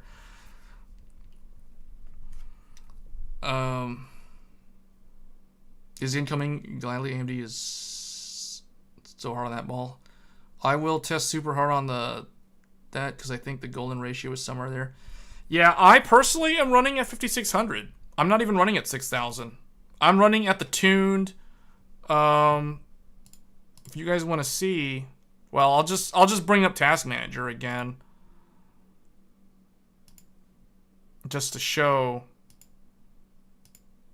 See, so I'm running 64 gigabytes of RAM at 5600 megahertz is what I'm running it at, and I don't have these problems. And the other thing too is I rarely ever restart my, or I rarely ever like turn off my computer. Like when I'm done streaming, when I walk away from my computer, it goes to sleep. It literally just goes to sleep. I don't shut it down. I just leave everything open, put it to sleep. So it goes to S3 sleep, and then I wake it up, and then we're good to go, and none of this weird stuff that people have been running into. So it's like, yeah, you need to test your RAM, make sure the RAM is stable, and you know, that's it. So I'm doing dual rank DIMMs at 5600 megahertz, and it's fine. Like if I had more expensive RAM, like 6000 or whatever, like I could do that, but it's like, you know, I'd rather have 64 gigs of RAM or 128. I'll probably go back to 128 at some point in the future. It's like I had to give half of this RAM to the 7950X3D CPU. That's the reason why I don't have it in here anymore, for those wondering. That's where it went, because I took the other stuff and I didn't use it because I was like, if I'm gonna benchmark the CPUs, I need them to be on identical RAM. So that's why I did it that way. Yeah, 5600 is good. Like, you don't really need to go well beyond that. Because honestly, you got to remember too, right? Realistically, here's the thing. When you buy a Ryzen 9 or an i9, you're not going to be gaming at 1080p. You're going to be gaming at least 1440p, if not 4K. And when you're, in my case, I'm gaming at 4K. Like, this test is shown using that 1440p monitor, but the monitor that I'm using right now is actually a Sony InZone M9. So, actually, do I have that old video? Let me see if I can show you guys that Sony monitor, because I did do a review on it like a long time ago.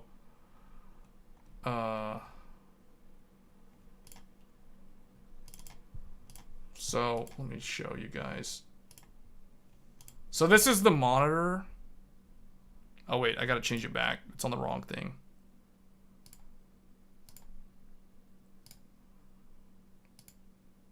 If it'll go? It didn't go to it for some reason. Why not?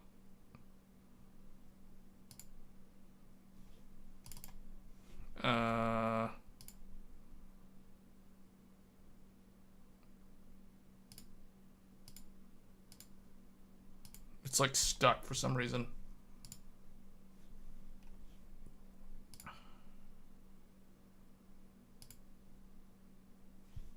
Maybe if I minimize the window.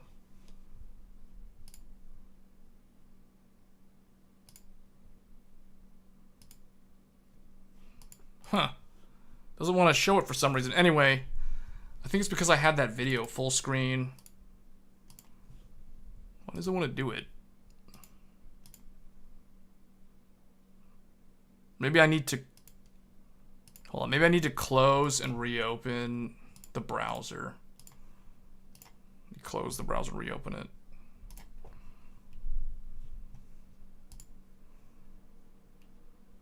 Well, that didn't work either. Well, now it's doing this thing. Hold on, so...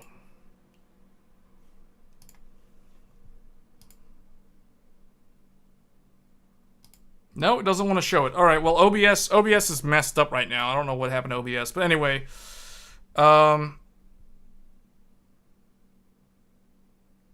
yeah, we've talked about that before. I don't know why is it not working though? Like, oh, because the browser tab went to sleep?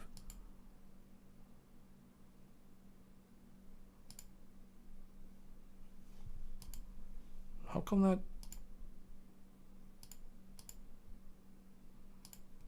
OBS is being dumb. It shows the... oh, wait, now it's showing the tab. There we go. I don't know what happened. There we go. Anyway, so this is the setup, right? So you got... I just have... I don't know why Horizon Zero Dawn... No, this is actually Horizon Forbidden West on the PlayStation 5. Because I'm talking about the Sony in-zones, I'm like, okay, you guys, we're going to show how it works with the PS5. But anyway, I talk about, like, people who have problems with monitor flickering. I tell them, like, it's probably because your cable is the wrong type of cable, because you need to have a cable that actually supports the type of bandwidth for high refresh 4K. And that's the reason why I don't ever have these weird problems people run into, because I just read the specs and I make sure that I'm using the right stuff from the start. But anyway, I pointed that out, and then like people in the comments were like, "Thank you for telling me about the cable, because I would have never thought about that, and it fixed my issue and all this stuff." So anyway, the point is, like, I use a 4K monitor. So going back to what I was saying, like if you're on an Intel Core i9 12900K, or you're on a Ryzen 9 7950X 3D. The point is, you're probably going to be gaming at 4K or 1440p. And at 4K, fast RAM, you get diminishing returns, and the difference between fast RAM and average RAM shrinks dramatically because you're way more GPU bound most of the time. So that's the reason why if you're at 4K, typically, you would want to pair your CPU up with a higher amount of RAM. So like 64 gigs of RAM, or at least 32 gigabytes of RAM. But I always say 16 is minimum, 32 is standard, 64 is recommended, and 128 is future-proof. That's my rule of thumb, and I've always adhered to that, and I kind of feel like that's the right way to think about it. But anyway. It also depends on the number of cores, because the number of cores that you have determines how much physical RAM you should have and how much video RAM you should have. I've always thought of it like 1 gigabyte of VRAM per core or better. So if I have a 16-core CPU, ideally I should have a graphics card with at least 16 gigabytes of video memory. So for example, a 6950 or a 6900 XT or a 6950 XT have 16 gigabytes of RAM. A 6800 XT has 16 gigabytes of RAM. An Intel Arc A770 has 16 gigabytes of RAM. So those are good GPUs to pair up with a 16-core CPU. And when it comes to video RAM, or I guess physical system RAM, it should be 4 times the amount of the cores. So if you have 16 cores, 16 times 4 is 64. So there we go, 64 gigabytes of RAM, and that's the reason why I run 64 gigabytes of RAM.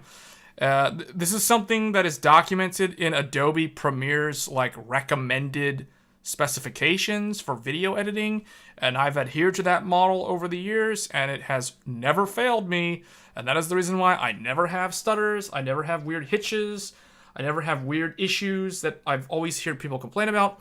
You guys would be surprised like how many comments I got on those Hogwarts Legacy videos where people were like, how are you not stuttering? How are you not running into like these weird, like I have the same GPU as you, but it's like my system is stuttering and yours is not. Why is yours not stuttering? Why is it so smooth? Well, the answer is I'm on 64 gigabytes of RAM and they're probably on 16 gigabytes of RAM. So the hardware does actually matter sometimes, and it's not necessarily the GPU. So yeah, can't have enough VRAM? Yeah. InZone is only 96 zones. They could do insane better with... Yeah, but then it'd be a lot more money, though. Just get a Samsung Odyssey Neo. What is that? Like, I don't even know what that is. Samsung Odyssey Neo G7. What is this? 27-inch 4K. Oh, it's curved? I don't want curved. Nah, no. I don't like curved monitors. I mean, no, sorry. I don't like curved. That's way too much. That's $1,300? $1,300? Oh, but it's got like a... Okay, it's got really good HDR, but, you know, no, I'll pass. I'll take the InZone because it's a flat panel. I'm not a fan of curved displays. Oh, is this a VA panel? Is this a VA? I used to have like a VA panel a long time ago. I used to have a 1920 by 1200 Lenovo ThinkVision L220X. Samsung has huge quality issues. Reddit was and is loaded with issues. Why are all monitors curved now? I don't like curved monitors. When you think we'll release PCI 5 M.2 SSD? We already have them.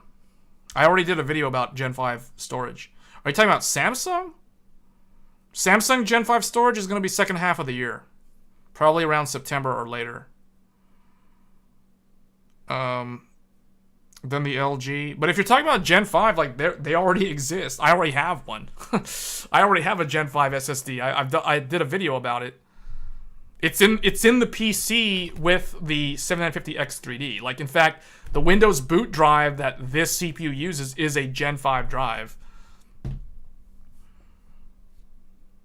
The VA is super fast. So the problem with VA that a lot of people don't talk about is vertical alignment suffers from something called black crush. So meaning when you're looking at the monitor head on, the black light levels or the black levels on the monitor have there's a potential, depending on the panel implementation, there's a problem where the black levels of the display can make it so that it occludes certain details in the image. So this is the reason why VA for some people is a huge no-go, because of something called black crush. If you don't know what that is, Google it. I'm not about to do a whole hour lecture about black crush on VA panels. But, you know, like, so, if Nisco was here, he'd be saying, like, I can explain anything. So it's like, the whole thing about the tangent on the weather and the Coriolis effect and the sun and how everything is derived from the sun's radiation. We're not going to do that kind of stream. It's too late already. So I'm not going to explain the downsides of VA panels, but just know that there's a reason why people avoid VA panels.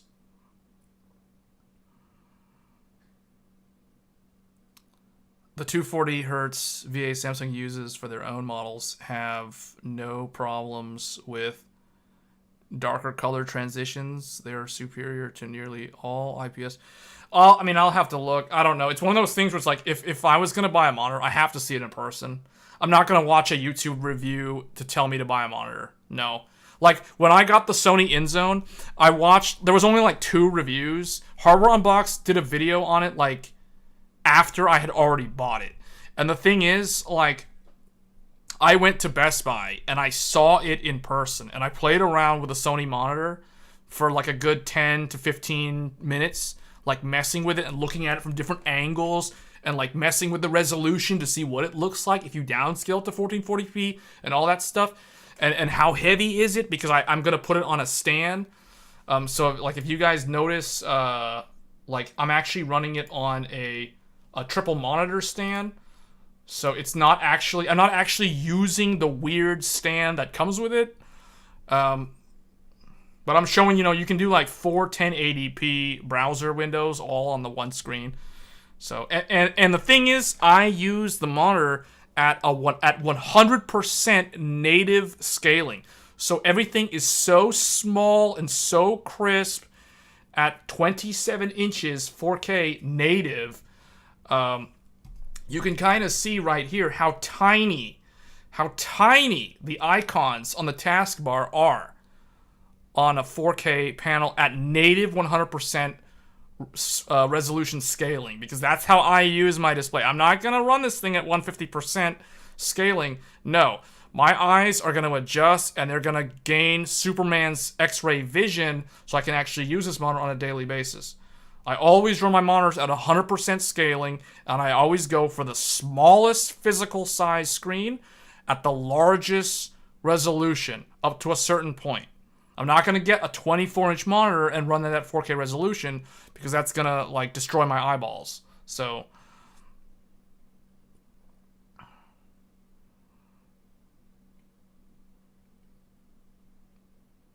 here's the thing. I want 42-inch 4K and see, if I was going to get a 42-inch panel, that would be like for like living room gaming. That would be for like PlayStation 5.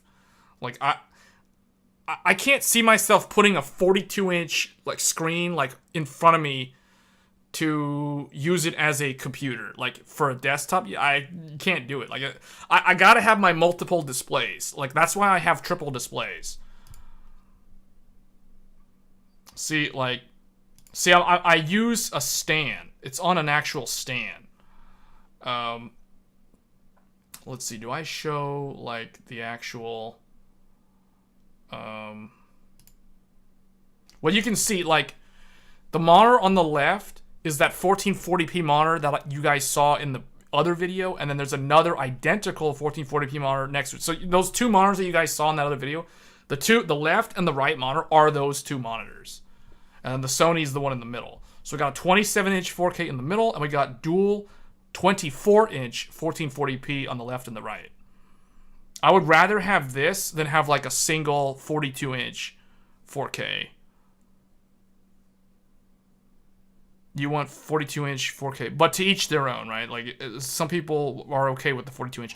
The thing with the 42-inch, the reason why I don't like having the idea of having a big panel like right in front of me, I feel like that's going to require too much like neck movement. Like there's going to be like way too much like physically looking around with your neck. And too much like eyeball and neck movement just to kind of like look at everything, rather than just having it all right in front of you in a 27-inch panel. Then the LG 27 is an OLED, so there's that. Yeah, the OLEDs are good, but those are like really expensive. OLED is, in my opinion, OLED is the future. That's where we're headed. We're not really going to go so much in resolution. I think it's going to be more like OLED, and the display technologies are going to mature and change more so than like resolution increases. For the prices they charge for 27-inch, you could get a 400 monitor imported. Oh, wait, you're saying I'm living in a country where you can't walk into a store and actually get money's worth for a proper monitor. I think the old... Yeah, Nero. I understand. That's kind of like, well, man, even when I was in Japan, I could still go into like, I mean, when I was there, I wasn't gonna go and buy like a lot of expensive hardware, but yeah, but even in Japan, like you could still go into a store and look at the stuff in person. The old fluoro monitor is more eye pleasing to the WLED. What's WLED? White LED? For the prices they charge, yeah, at 32 inch. 32 inch is, in my opinion, 32 inch is the largest I would ever go for like a 4K monitor.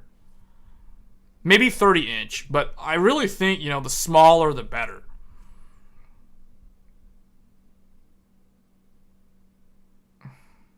Oh, you kept it, Dizzy? Yeah. Oh, Joey's still here. Wow, Joey, it's pretty late. Like, I'm surprised you're still watching. Yeah, I should actually... It's getting kind of late. You know, the time change kind of threw me off, so...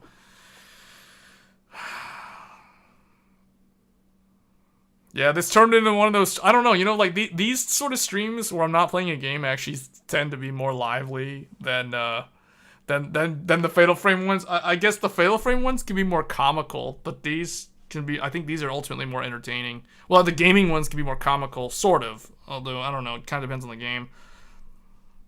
Hogwarts Legacy and Fatal Frame seem to be more comical. Like, we were joking on the Fatal Frame stream. Like, people were like, this is hilarious. We're talking about Ryzen. And there's so much intense stuff happening in the game.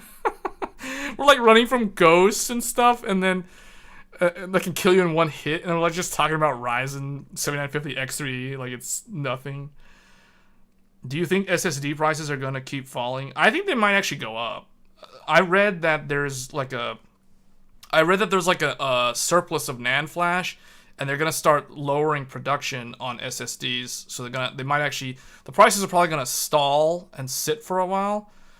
I don't know if they're gonna go up. What's gonna keep them from going way up is Gen 5, because Gen 5 is gonna be the new thing. So it's like Gen 4 and everything else is just gonna kind of stay where it is until Gen 5 starts coming down.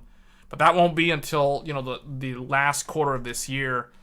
And by that time, I guess Gen 4 will probably be even cheaper than it is now, or it'll probably just stay about the same.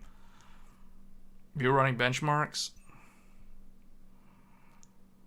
probably get the SSD you want whenever you want to get the SSD. Yeah, that's what I was saying earlier, right? Like I was saying in the stream at the beginning that... the SSD, I deleted it what I wrote earlier. But basically what I was saying at the very beginning of the stream when we're talking about Resizable BAR and how it's a PCIe technology that can be applied to any PCIe device, it just depends on the firmware. But like with a drive, even if you have a motherboard that can't support PCIe Gen 4, it's still going to be good when you upgrade your motherboard. So I guess you can look at it in two different ways. One is don't buy a Gen 4 drive if you don't have a Gen 4 capable motherboard. But the other way to look at it is if you plan to upgrade in the future, you can still get a Gen 4 drive even if your motherboard only runs it at Gen 3. All they need, all that needs to happen is a factory fire or something, and those insurance claims, because you know how it is, and the prices go up, and that's going to be it. Yep, that's all that needs to happen to screw everything up. The advice I saw on Reddit to wait because SSDs have been in free fall for over a month. Yeah, it's not going to keep going down. It's not it. It never does. Remember, people? Remember when everyone was saying that the good times are going to keep rolling? Do you guys remember 2019? Does everybody remember how it was in 2019? Well, okay, maybe it wasn't that great. I mean, it was literally just Zen 2. Like, Zen 2 comes out and PCI Gen 4 arrives. No one really cares because RTX 20 series is only Gen 3. And the only Gen 4 graphics card was the 5700 XT. And the 5700. I guess people don't remember that. But what I'm saying is remember when 2019, Zen 2 comes out, X570, PCI Gen 4 is here, no one cares, the prices were not that bad. But then we get hit with the dark times, and everything skyrockets. And it was stuck like that for 2 years. So never say never. SATA SSD may go down a bit more. Well, I mean, SATA... if I'm going to buy a SATA SSD, it better be a 4 terabyte drive. The new one is water... Oh, yeah. It'll have X670E Steel Legend, so all good. Gen 4, Gen 5. Yeah, Steel Legend has Gen 4 and Gen 5. That's a good one. So, Yeah, I think that's probably gonna be it for this stream.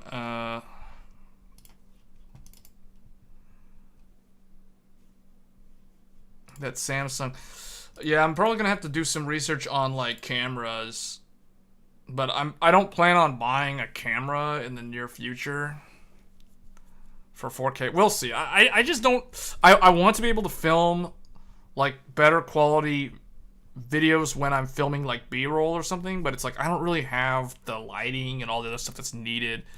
The rails for sliding cameras across so it's a steady shot. Like, I don't know. Keck just joined. Yeah, you have a habit of joining at the very end. You have a habit of always joining the last like 5 minutes of the stream. Yeah, I'll keep that in mind, Neuro. Yeah, that's a good idea though. The Blackmagic cameras.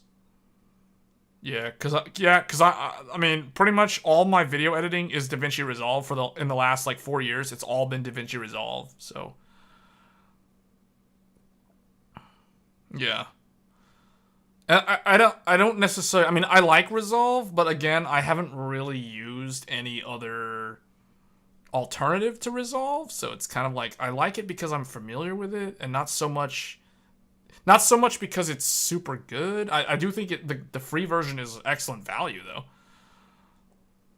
2 TB has always been cheaper than 1 TB density. Is always expensive. Yeah.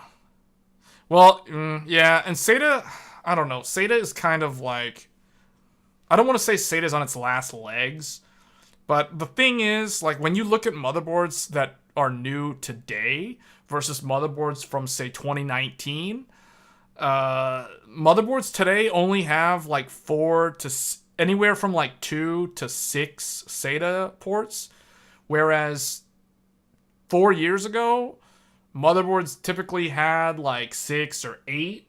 Most of them had 8 SATA ports. So now most of them have like 4 or 6. So like even my Intel Z790 motherboard only has 4 SATA ports. My AMD X670 Aorus Master only has 6 SATA ports. So when you start seeing the number decrease on newer hardware, that's when you know it's on its way out. It's on its slow descent. So B650E steel, yeah, that only has 2. Yeah.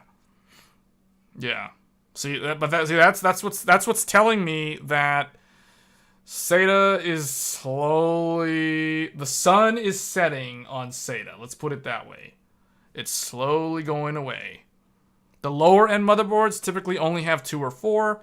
The higher end chipsets like X670, X670E, those have, 4 or 6. Some of them have 8, like the ASRock Taichi. The X670E ASRock Taichi has 8 SATA ports. So you can still find them, but it's slim pickings. It's slim pickings if you want 8 SATA ports on a motherboard in 2023. And usually lose 2 when you use an M.2 drive. Yeah, in some cases. Yeah, like case in point, my Aorus Master. The Aorus Master has 6, so you can see it's got 6. 4 of them go to the primary chipset. But then these last 2 down here, see how there's 2 more? These share bandwidth with a switch.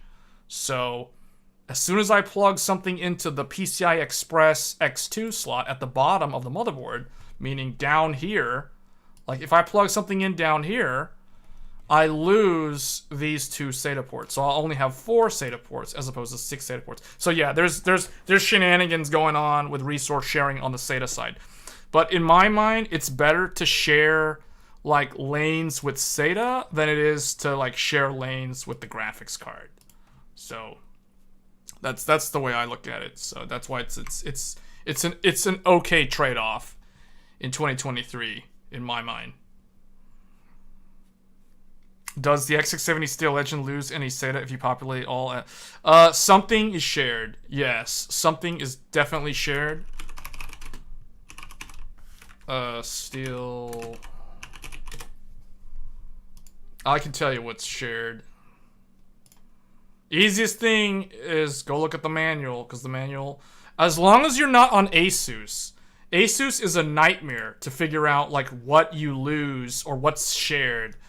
But all the other three vendors, ASRock, Gigabyte, MSI, they're all good. They're all golden when it comes to what is shared. So this is the XT70 Steel Legend.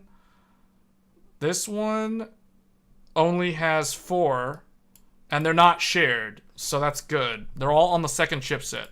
So they're all on Prom 21, the B650 down here. So yeah, so nothing's shared actually. This is actually pretty good. So you get Gen 5, Gen 5, you get... Okay, so they kind of screw you over right here because they run... This could be Gen 5, but ASRock, to keep the price on this Steel Legend lower than like the Tai Chi, they run this at Gen 3. But technically, this could be Gen 5 because this is exactly what the MSI Meg Ace does. But MSI Meg Ace runs this X4 slot as full Gen 5. And that's why they charge $700 for that motherboard. So, because of all those extra signal retimers on the board. So, yeah, you get HDMI, DisplayPort, Gen 4, M.2, Gen 3 X1, that's kind of useless. You get 2.5, 1 gig. You get dual LAN. So you get dual LAN on this thing. And then you get Wi-Fi. One thing I really like about ASRock's block diagram does a very good job of telling you which PCI generation they're using. Because this is very good information to know. Because if you're like me and you know how many lanes are available, then you can tell if they're ripping you off or not. So for example, the primary chipset has 4 total lanes of Gen 4. All 4 of them go to this M.2 drive. It also has 4 lanes of Gen 3. 1, 2, 3, 4. All of them are utilized. Okay, the second chipset. Second chipset has 8. 8 lanes of Gen 4. 4 right here. 4 right here. So that's 8. That's all of them. And then you have 4 lanes of Gen 3. That's going to be 1, 2, 3, 4. So all the lanes are used. They're not ripping you off. They're giving you everything.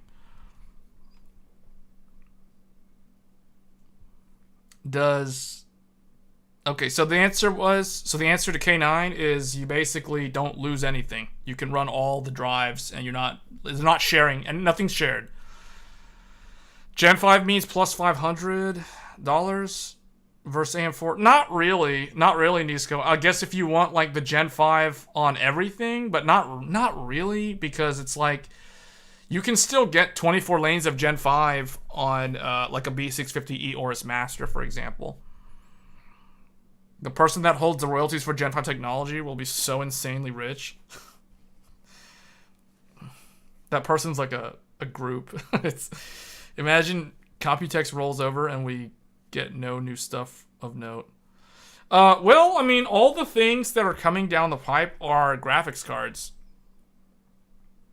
So, let me go back here to Paint again. So everything that's coming out between like now and Computex are going to be graphics cards. So we're going to be getting...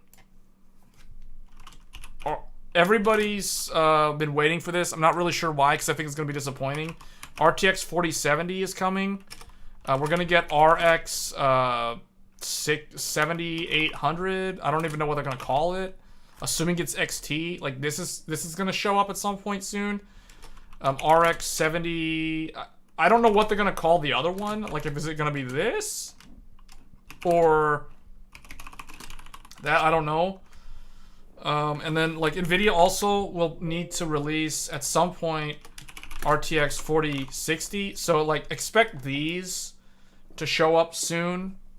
Like, within the next, like, 4-5 months, these should all launch. So that's going to be the majority of... Yeah, Philip, block diagrams are the way. Block diagrams are the way. 7600 isn't going to come out for a while, though, Nero. It will show up in mobile. So 7600M is going to show up first. The desktop one is probably going to be a while, though. Like, I'm thinking like September for the desktop one. 4060 will be 3060 Ti level. If that's the case, that's going to be very, very disappointing. That's going to be very disappointing. What I'm wondering, though, I'm guessing this is going to be like, what do you think is going to be, like $600? And this one's going to be 400, 450. What do you guys think this is going to be priced at? This is probably going to be 600 also. Or 650. I'm guessing. And then whatever this thing is called is probably going to be like 550.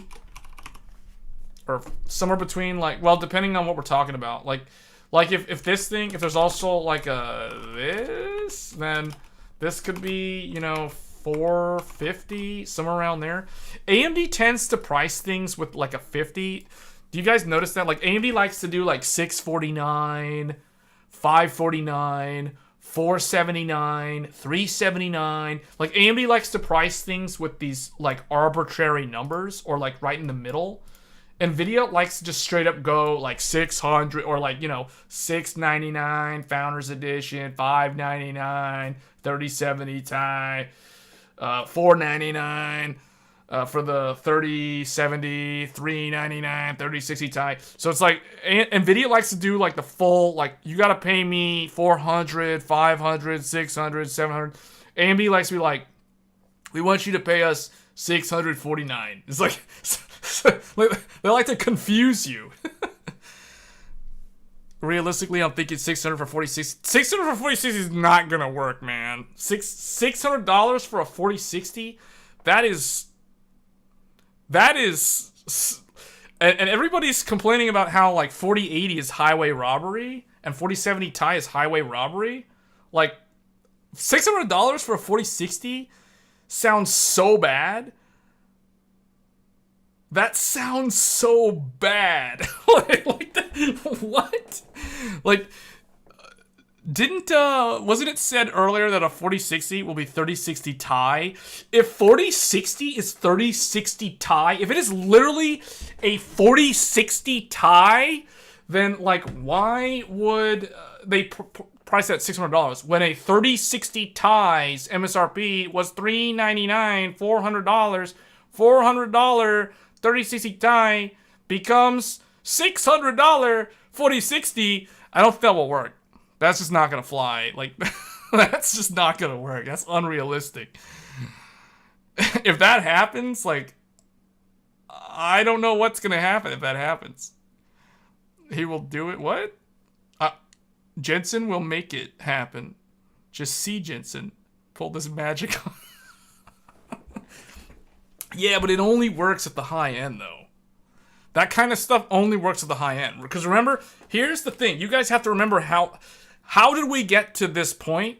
Because a lot of people were stupid enough to pay $1,200 for a 2080 Ti. There was enough dummies that went and bought a $1,200 2080 Ti of all things, a 2080 Ti.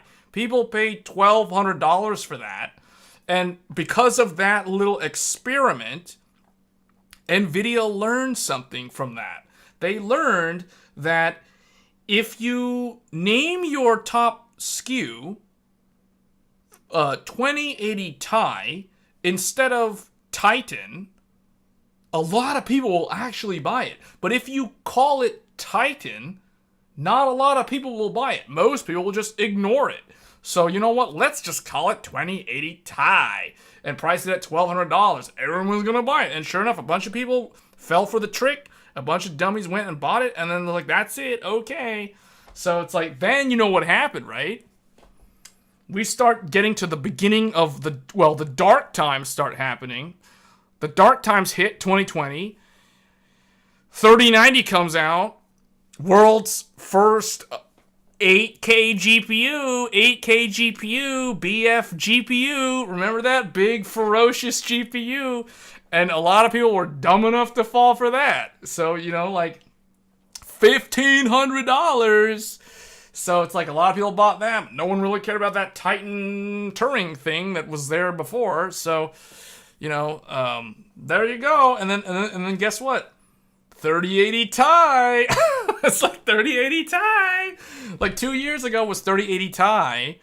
And then people are buying that thing. Well, okay, not a lot of people bought it. I guess some people bought it and they paid like $2,000 or whatever. But anyway, like, yeah. 3080 Ti. $1,200 MSRP.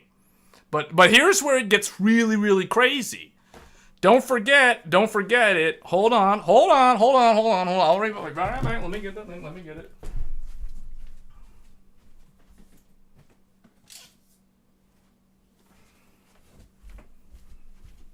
Here we go.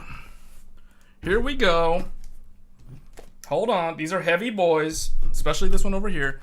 So you guys remember.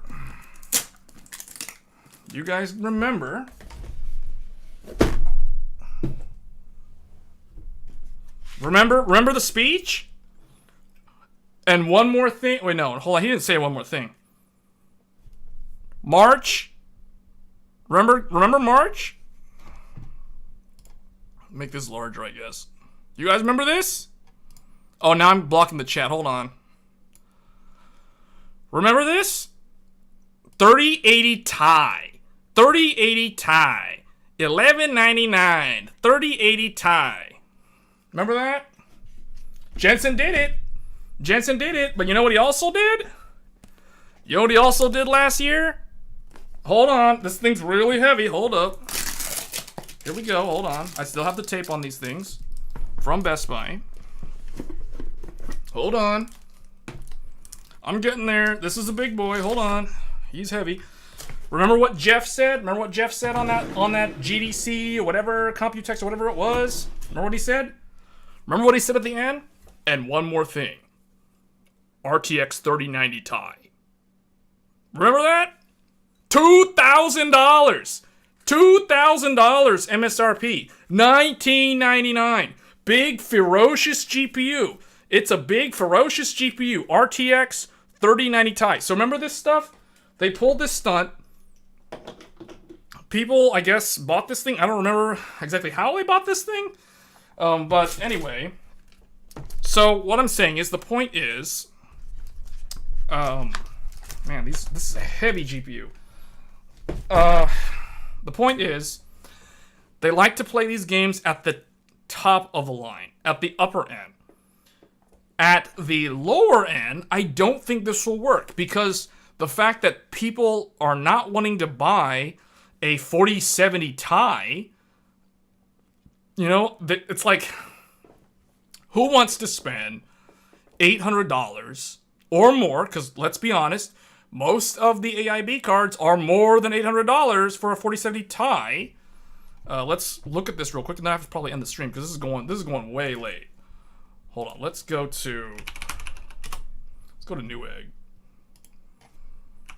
RTX 40. Oh no, I know I'm not sharing. Hold on. Is this still going? Okay, let's look at this. Over MSRP, over MSRP, over MSRP, over MSRP. Here we go. Okay, here's one. MSI Ventus. Ventus is synonymous with hot and loud.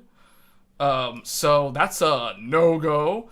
And then we've got like okay, look at this. Supreme is $925. $125 over MSRP.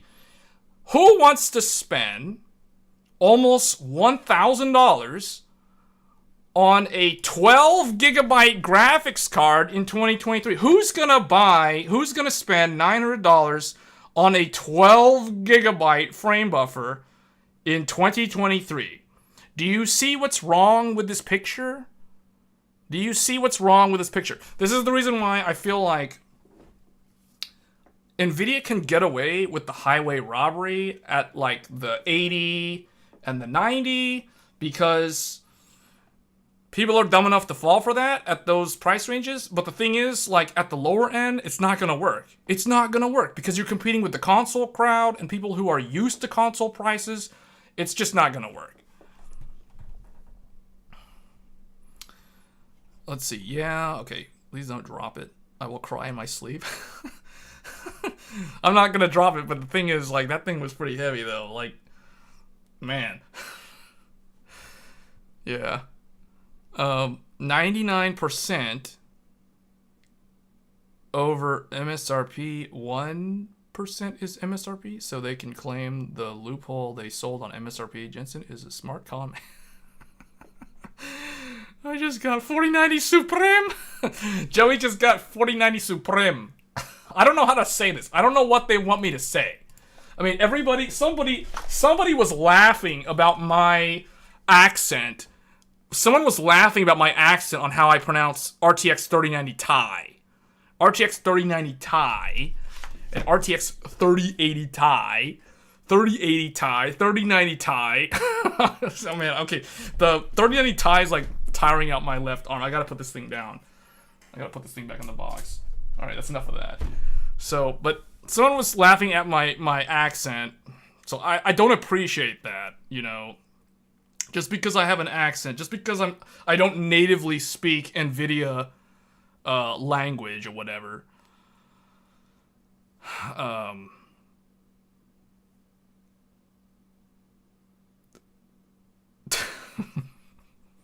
So, like, when it comes to MSI, like, I don't know how to pronounce this. Is this Supreme? Is this Supreme? Supreme? It can't be Supreme. There's no E at the end. It's not Supreme, because there's an I. It's an I. Supreme? I say Supreme. I say Supreme in the same way I always pronounce RTX 3090 Ti and RTX 3080 Ti. That's because when Jeff introduced those cards, that's what he called them. That's their names. Why don't you... What? Why don't you... Wait, what? Why don't see NVIDIA like those funny speakers? Supreme? What? Supreme. I just say Supreme. Are you sure the guy that was saying Ty was not trolling when he did? No, he's not trolling. He is not trolling. It is actually internally within NVIDIA, the official name is Ty. It is pronounced Ty. If you go far enough back in the company's history, the true way to say it, the correct pronunciation is Ty. It's just too many people in the general public never, like, knew that, I guess, or NVIDIA did a poor job of explaining that. So it's like everybody called it TI, and it didn't help that the man himself, Jensen, got on stage and would do stuff like RTX 2080 Ti. $999. 10 gigarrays. I love gigarrays. You know, like, it didn't help when he would do stuff like that. when internally everybody at NVIDIA calls it the Ti, and then the CEO himself is getting on stage and pronouncing it Ti. Like, that doesn't really help the narrative, you know? It doesn't really help the standardization. The Titanic edition. Ti comes from titanium. Yes, it comes from titanium. Hence the reason why it's Ti. Titanium. Ti. Titanic edition? Is the Titanic edition supposed to be the really big, like, triple slot 3090 Ti? I don't know. The 4090 is good and all, but it's like, I don't know, but for me, like, I find the fact that having one of these, I just think having one of these is far more, like, this is far more comical and far more impractical than the 4090. Like, I don't know. Is it just me, or is, like, the fact that the 3090 Ti exists is just, like, a fun, like, this is the last card to have the NV, like, SLI connector in there. So this is the very last one. So technically, I could turn my computer into a nuclear fusion reactor by getting a second one of these and running both of them in SLI. That's 900 watt TDP right there. My 1300 watt power supply probably won't be able to handle that, especially if it's paired up with a 3900K. Do you get any problems with your 7900 XTX? A lot of people are reporting issues such as microstars. I don't have any problems. Zero problems. I don't know who these people are and what they're doing with their PC, what kind of third-party background applications they have running. I don't have any problems. You guys have seen my streams. I stream all the time on a 7900 XTX. We're streaming on one right now, and we have, like, no problems. Smooth sailing. Latest driver. I installed the latest driver. Never had any problems. I do not use DDU. I literally just install the driver, and I don't use the full install. I don't do factory reset. I just install it on top of the old one, pile it on, and it all works. Like I said earlier, it's not that hard, people. Life is too short. You're overthinking it. It's not that hard. It's not rocket science. I gotta put these ties away. I gotta put my tie collection away. Gotta put this stuff back in the dresser. 3090 Ti is Samsung. 4090 is TSMC. Personally, I won't buy a Samsung.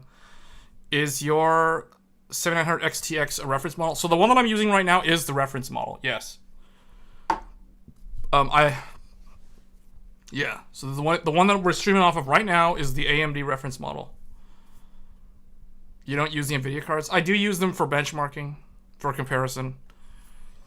There will be a comparison coming up soon, showing the 3090 Ti and the Radeon RX 7900 XT.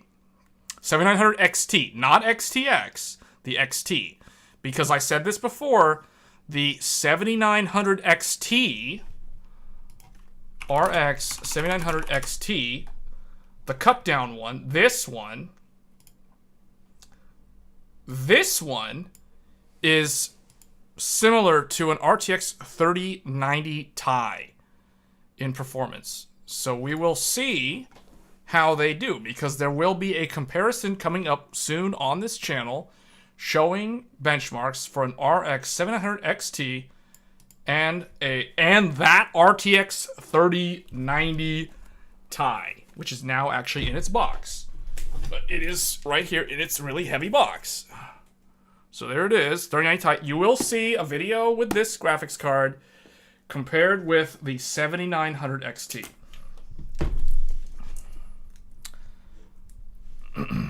GN recently reported on a bad Samsung NVMe batch. XTX comparison to the 80 would be like a sledgehammer to a clay brick. XTX comparison to what, though? You need to test it against the EVGA 3090 Ti. Yeah, no, I test reference to reference. I know you're being funny, but like the card that I'm gonna test. I mean, you guys have seen the cards in my graphics card collection. It's gonna be a reference card. So this is the one. This is the one. This card you guys see on screen. This one is gonna be compared to the 3090 Ti Founders Edition. So reference AMD versus reference NVIDIA. That's how I like to do it. So this is the one that I got on launch day. You guys saw the unboxing and the review videos. We're going to be looking at this thing and the 3090 Ti.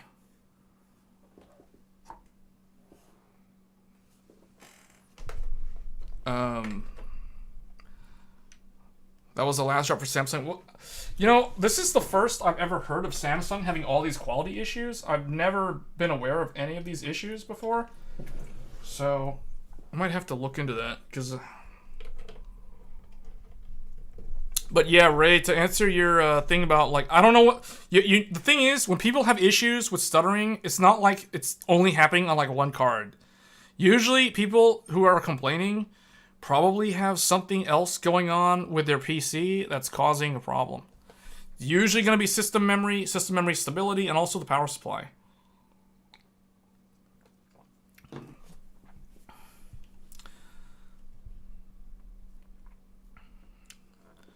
Went with WD Black SN850X.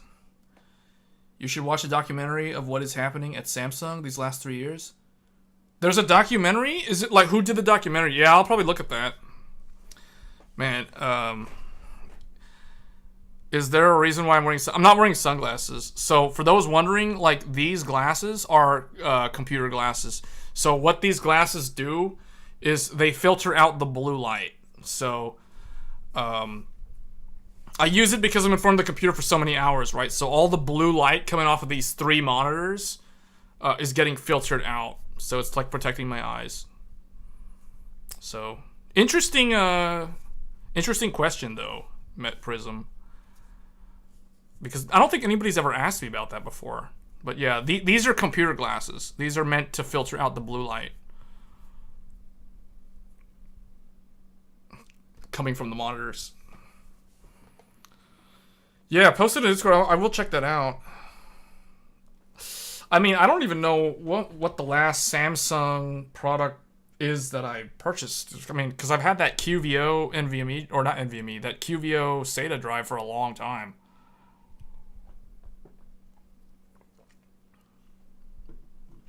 Do the glasses work on CRTs? I don't see why they wouldn't.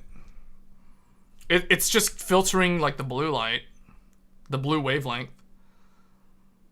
My glasses have anti-reflective, but I don't use them for computer screens. Well, anti-reflective is... I mean, I think it's similar. I mean, you can see, right? Like, there's a blue shimmer off of the lens. Or, not the lens.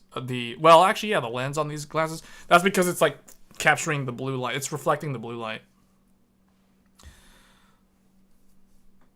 The blue light filter, when I had those on my lens, actually gave me... The blue light filter give you headaches? I'm not sure why that would be. But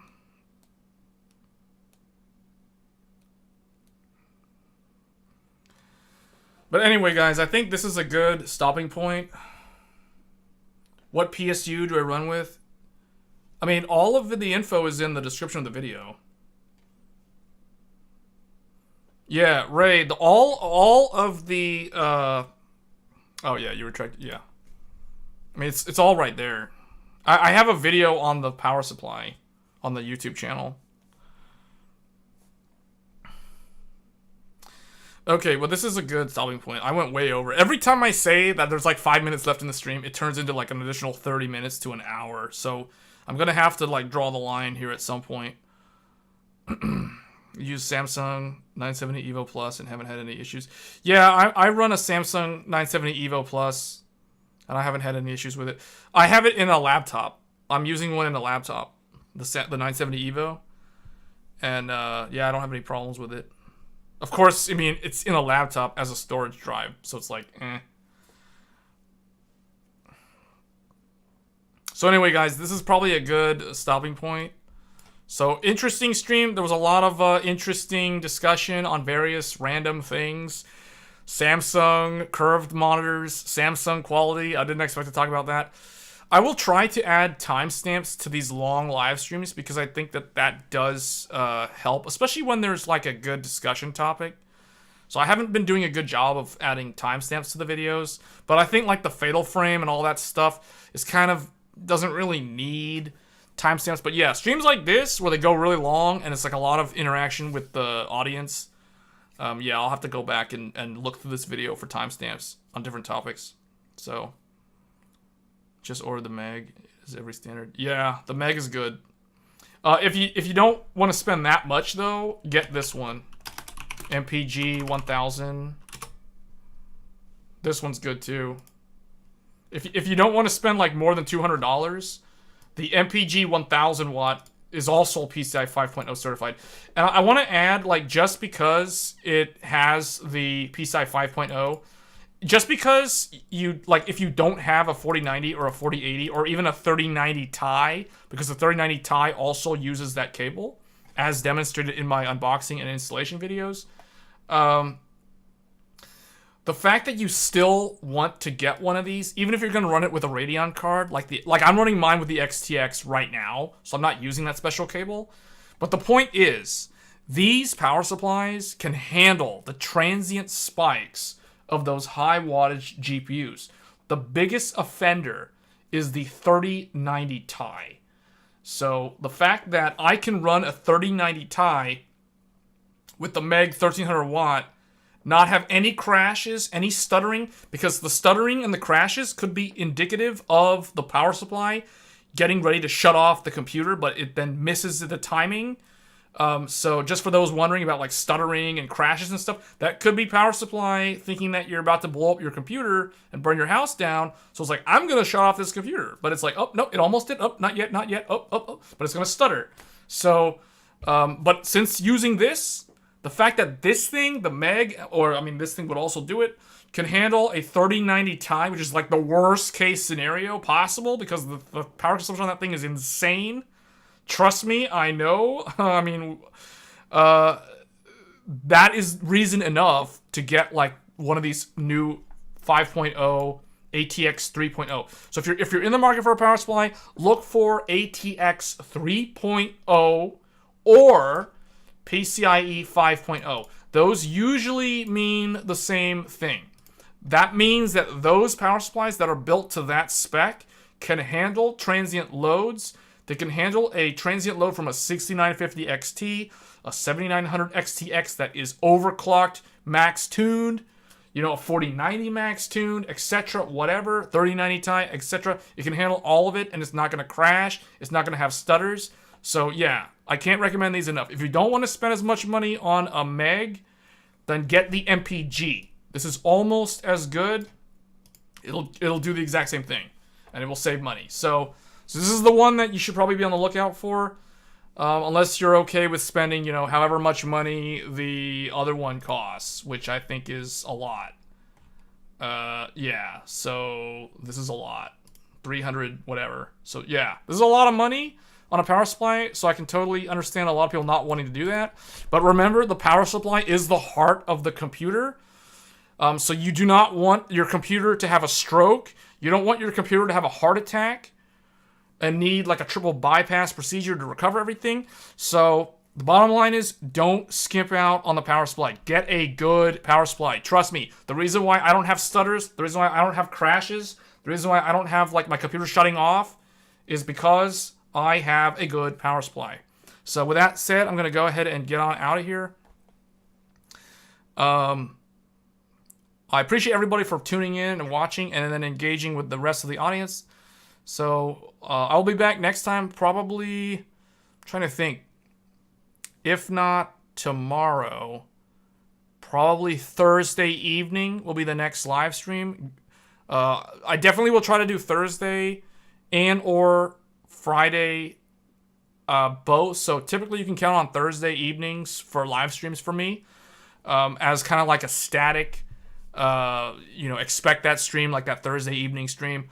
So otherwise, you know, I'll notify you guys. You'll get notifications if you're subscribed to the channel. So with that said, if you like what you see, feel free to subscribe and hit that bell icon if you want to get notified when I go live or when I upload a video to YouTube. And I appreciate it. So once again, everybody, thanks for watching. I'm going to go ahead and get on out of here. And I'll see you guys in the next one. Thanks.